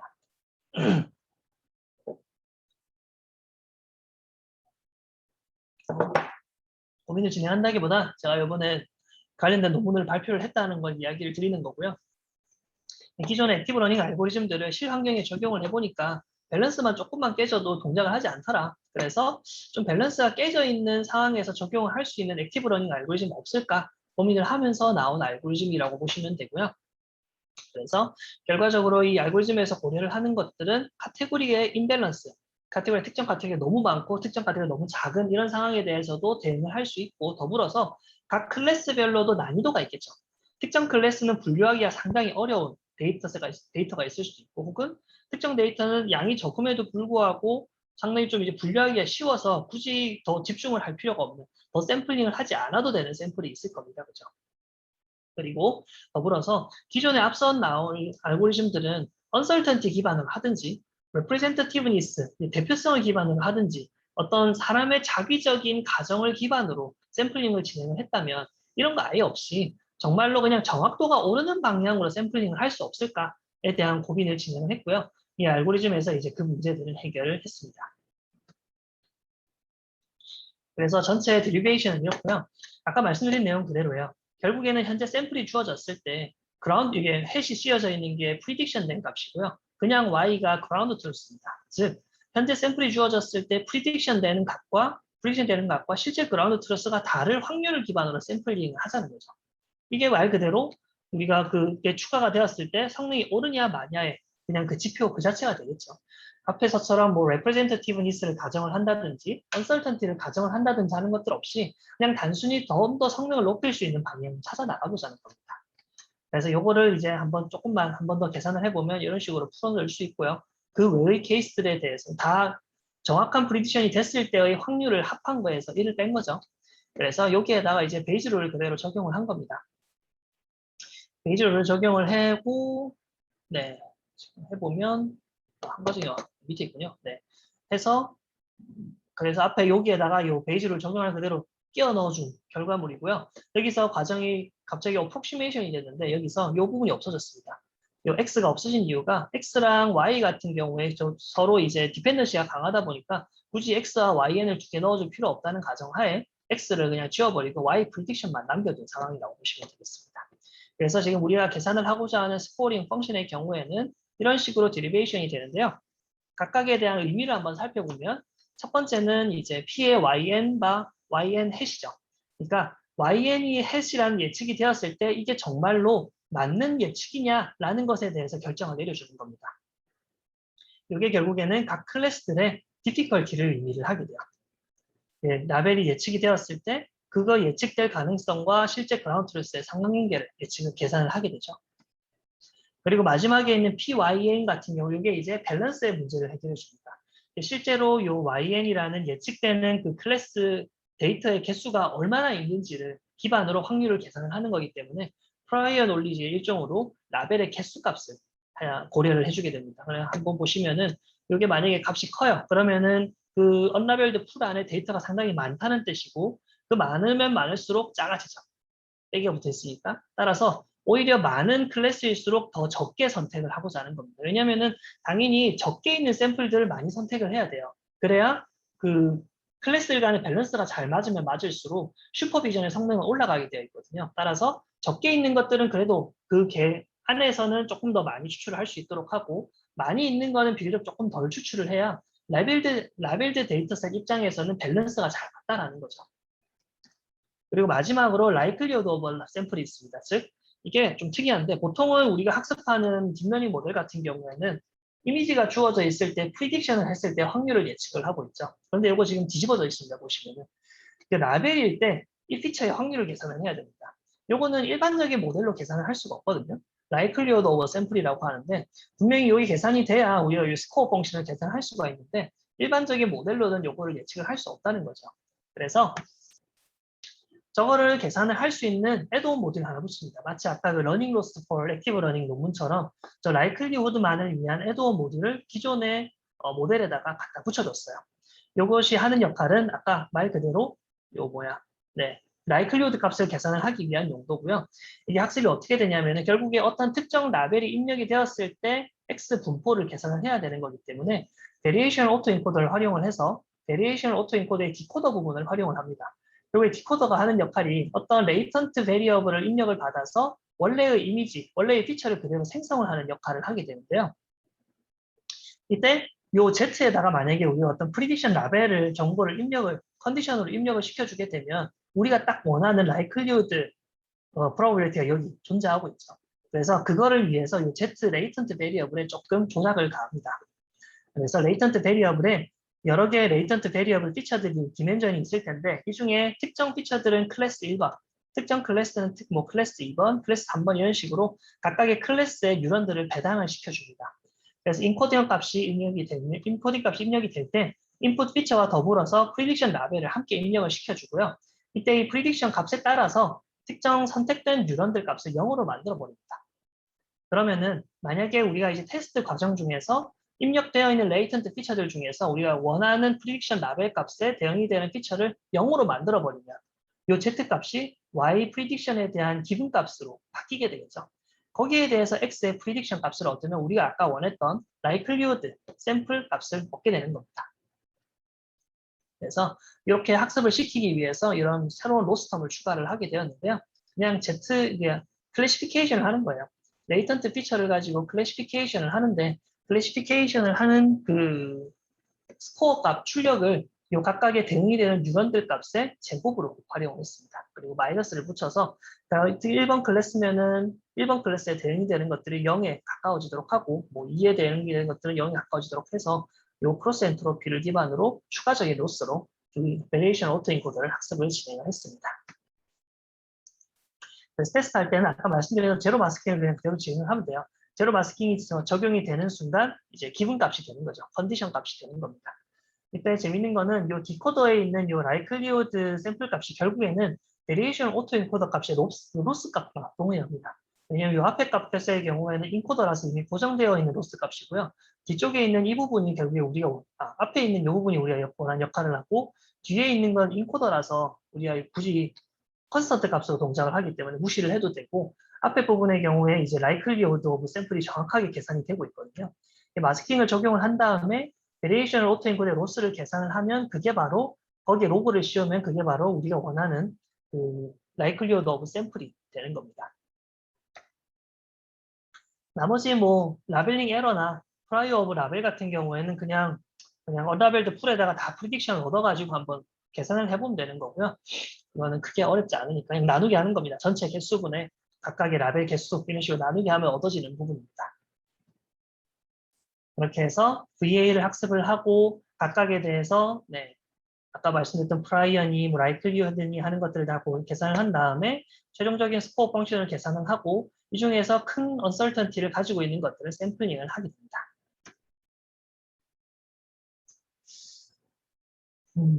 그래서 이제 실제 데이터셋들 같은 데서 좀 활용이 되는가를 한번 테스트를 해본 거고요. 이 NEU 데이터셋이라는 게 그 공사 현장에서 크랙 같은 거를 클래시피케이션하는 데이터셋입니다. 그래서 콘크리트 같은 거가 얼마나 갈라졌는지 혹은 이 갈라진 형태가 어떻게 생겼는지에 대해서 분류를 하는 데이터셋인데요. 이 데이터셋이 상당히 언밸런스합니다. 제가 기억하기로 크랙 같은 경우는 총 한 5,000개 정도 데이터셋인데 한 4,000개인가 3,000개 정도가 크랙 데이터고 나머지가 아주 좀 자잘하게 좀 다른 특이한 데이터들, 얼룩이나 뭐 이런 것들로 이루어진 데이터라서 언밸런스함이 상당히 심한 데이터셋인데요. 그 데이터셋에 대해서 기존의 다른 알고리즘들에 비해서 확실히 각각의 샘플들에 대한 샘플 라벨 효율성이 많이 증가한 것을 쉽게 확인을 할 수가 있고요. 이외 이런 언밸런스 데이터셋들 중에서 공개된 데이터셋이 많지 않아서 왜냐면 이제 회사에서 쓰는 데이터셋을 논문대로 쓸 수는 없으니까 그래서 가상의 데이터셋을 몇 개 좀 만들었어요. 사이파 10, 사이파 100 데이터셋을 가지고 몇 개의 샘플을 특정 클래스만 남겨놓고 다 지워버리는 방식으로 해가지고 좀 몇 개 특이한 좀 밸런스가 맞지 않은 데이터셋을 일부러 만들어서 한번 실험을 해봤는데 거기에 대해서도 확실히 기존 알고리즘들에 비해서 많은 성능 향상을 이뤘다는 것을 쉽게 확인을 할 수가 있고요.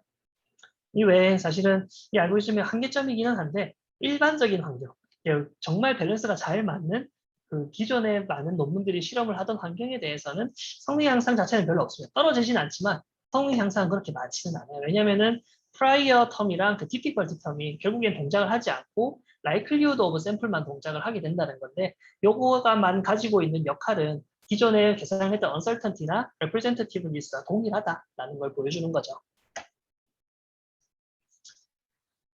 그래서 다양한 파라미터에 대해서도 이런 성능 향상이 있었다는 거고 이게 보시면 재밌는 거는 이게 이제 아까 그 프라이어 프로바빌리티인데 프라이어 프로바빌리티가 들어가는 순간 이게 이제 도미넌트라는 가상의 환경을 만들어 준 거거든요. 완전 언밸런스한 상황이고요. 이게 밸런스한 상황입니다. 언밸런스한 상황에서 훨씬 더 강인한 성능을 보이는 것을 알 수가 있죠. 이 프라이어가 고려가 되는 순간. 그리고 이 부분도 재밌는 부분인데 여러분들 그 버짓이라는 겁니다. 각각의 액티브 샘플링 라운드마다 한 번 추출할 때마다 뽑는 양을 다르게 해서 뽑을 수 있겠죠. 한 번에 1000개를 뽑을 수도 있고 한 개는 500개를 뽑을 수도 있고 뭐 한 번에 2000개, 2000개씩 뽑을 수도 있는데 이 버짓에 따라서 액티브 러닝 알고리즘들의 그 성능의 베리에이션이 상당합니다. 생각보다. 여러분들이 만약에 액티브 러닝 알고리즘들을 적용을 하고자 한다면 그 버짓들을 조금 바꿔가면서 그 공개되어 있는 코드에서 버짓을 조금씩 바꿔가면서 한번 테스트를 해보세요. 거기에 대해서 최적의 버짓이 제공이 되고 있는 경우가 보통이고 이렇게 좀 버짓을 바꿨음에도 불구하고 높은 성능을 보이는 알고리즘이 그렇게 많지 않거든요. 한번 그걸 테스트를 해보시는 것도 필요하다라는 걸 간단하게 이야기 드립니다. 네, 시간이 조금 촉박한 것 같아서 질문 시간도 좀 남겨놓을 겸 좀 빨리 끝내겠습니다. 이번에 제가 주로 발표를 드린 내용은 이제 컴퓨터 비전에서 일부분만 라벨이 되어 있는 데이터를 활용을 했던 알고리즘들 예시들에 대해서 좀 다뤄봤습니다. 가장 전통적인 파셜리 레이블드 다루는 알고리즘은 비주얼 트래킹에서부터 시작을 해서 어, 라벨을 가지고 있는 가상의 환경 정보를 라벨이 없는 실 환경에 적용을 하고자 하는 도메인 어댑테이션 그리고 라벨이 달려있는 데이터들의 그 라벨 효율성을 높이고자 하는 액티브 러닝까지 다양한 분야에서 이제 라벨이 없는 데이터들을 활용할 수 있는 방법에 대해서 연구를 진행을 하고 있고요. 물론 이제 라벨이 없는 데이터들을 섞었을 때 항상 성능이 오른다는 것을 보장을 할 수는 없지만 네, 궁극적으로는 그것을 목표로 하고 있는 연구들이 많이 있고 여러분들이 이제 풀고자 하는 실 환경에서 어떤 것들이 적합한지 한번 생각해 보시고 한 번쯤 적용해 보면은 최소한 이제 손해는 보지 않는 분야가 제가 봤을 때는 도메인 어댑테이션과 액티브 러닝 두 개 분야입니다. 워낙 많이 연구가 되고 있기도 하고요.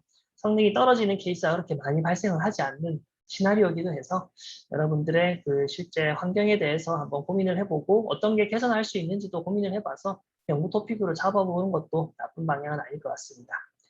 네, 이상으로 제 튜토리얼 모두 마치도록 하고요. 혹시 질문 있으신 분들은 뭐 스피커 트셔도 되고 그냥 채팅 틀어서 질문해 주셔도 괜찮을 것 같습니다. 또 있나? 아, 네, 요거밖에 없네요. 아이고,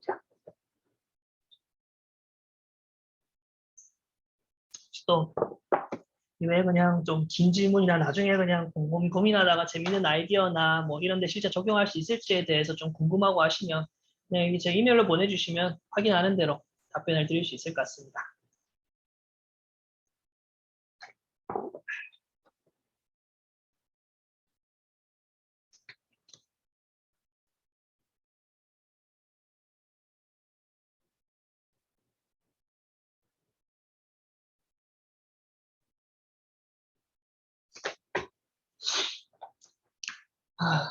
질문이 없으실까요? 아이고, 목이 나가려고 하는 1시간 40분 동안 말만 했군요, 제가.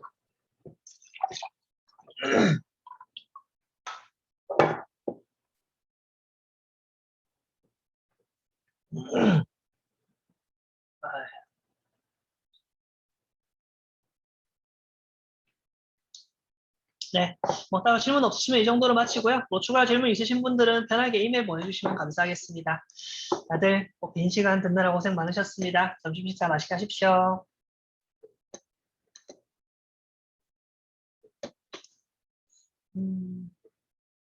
이제 그냥 나가면 되나요?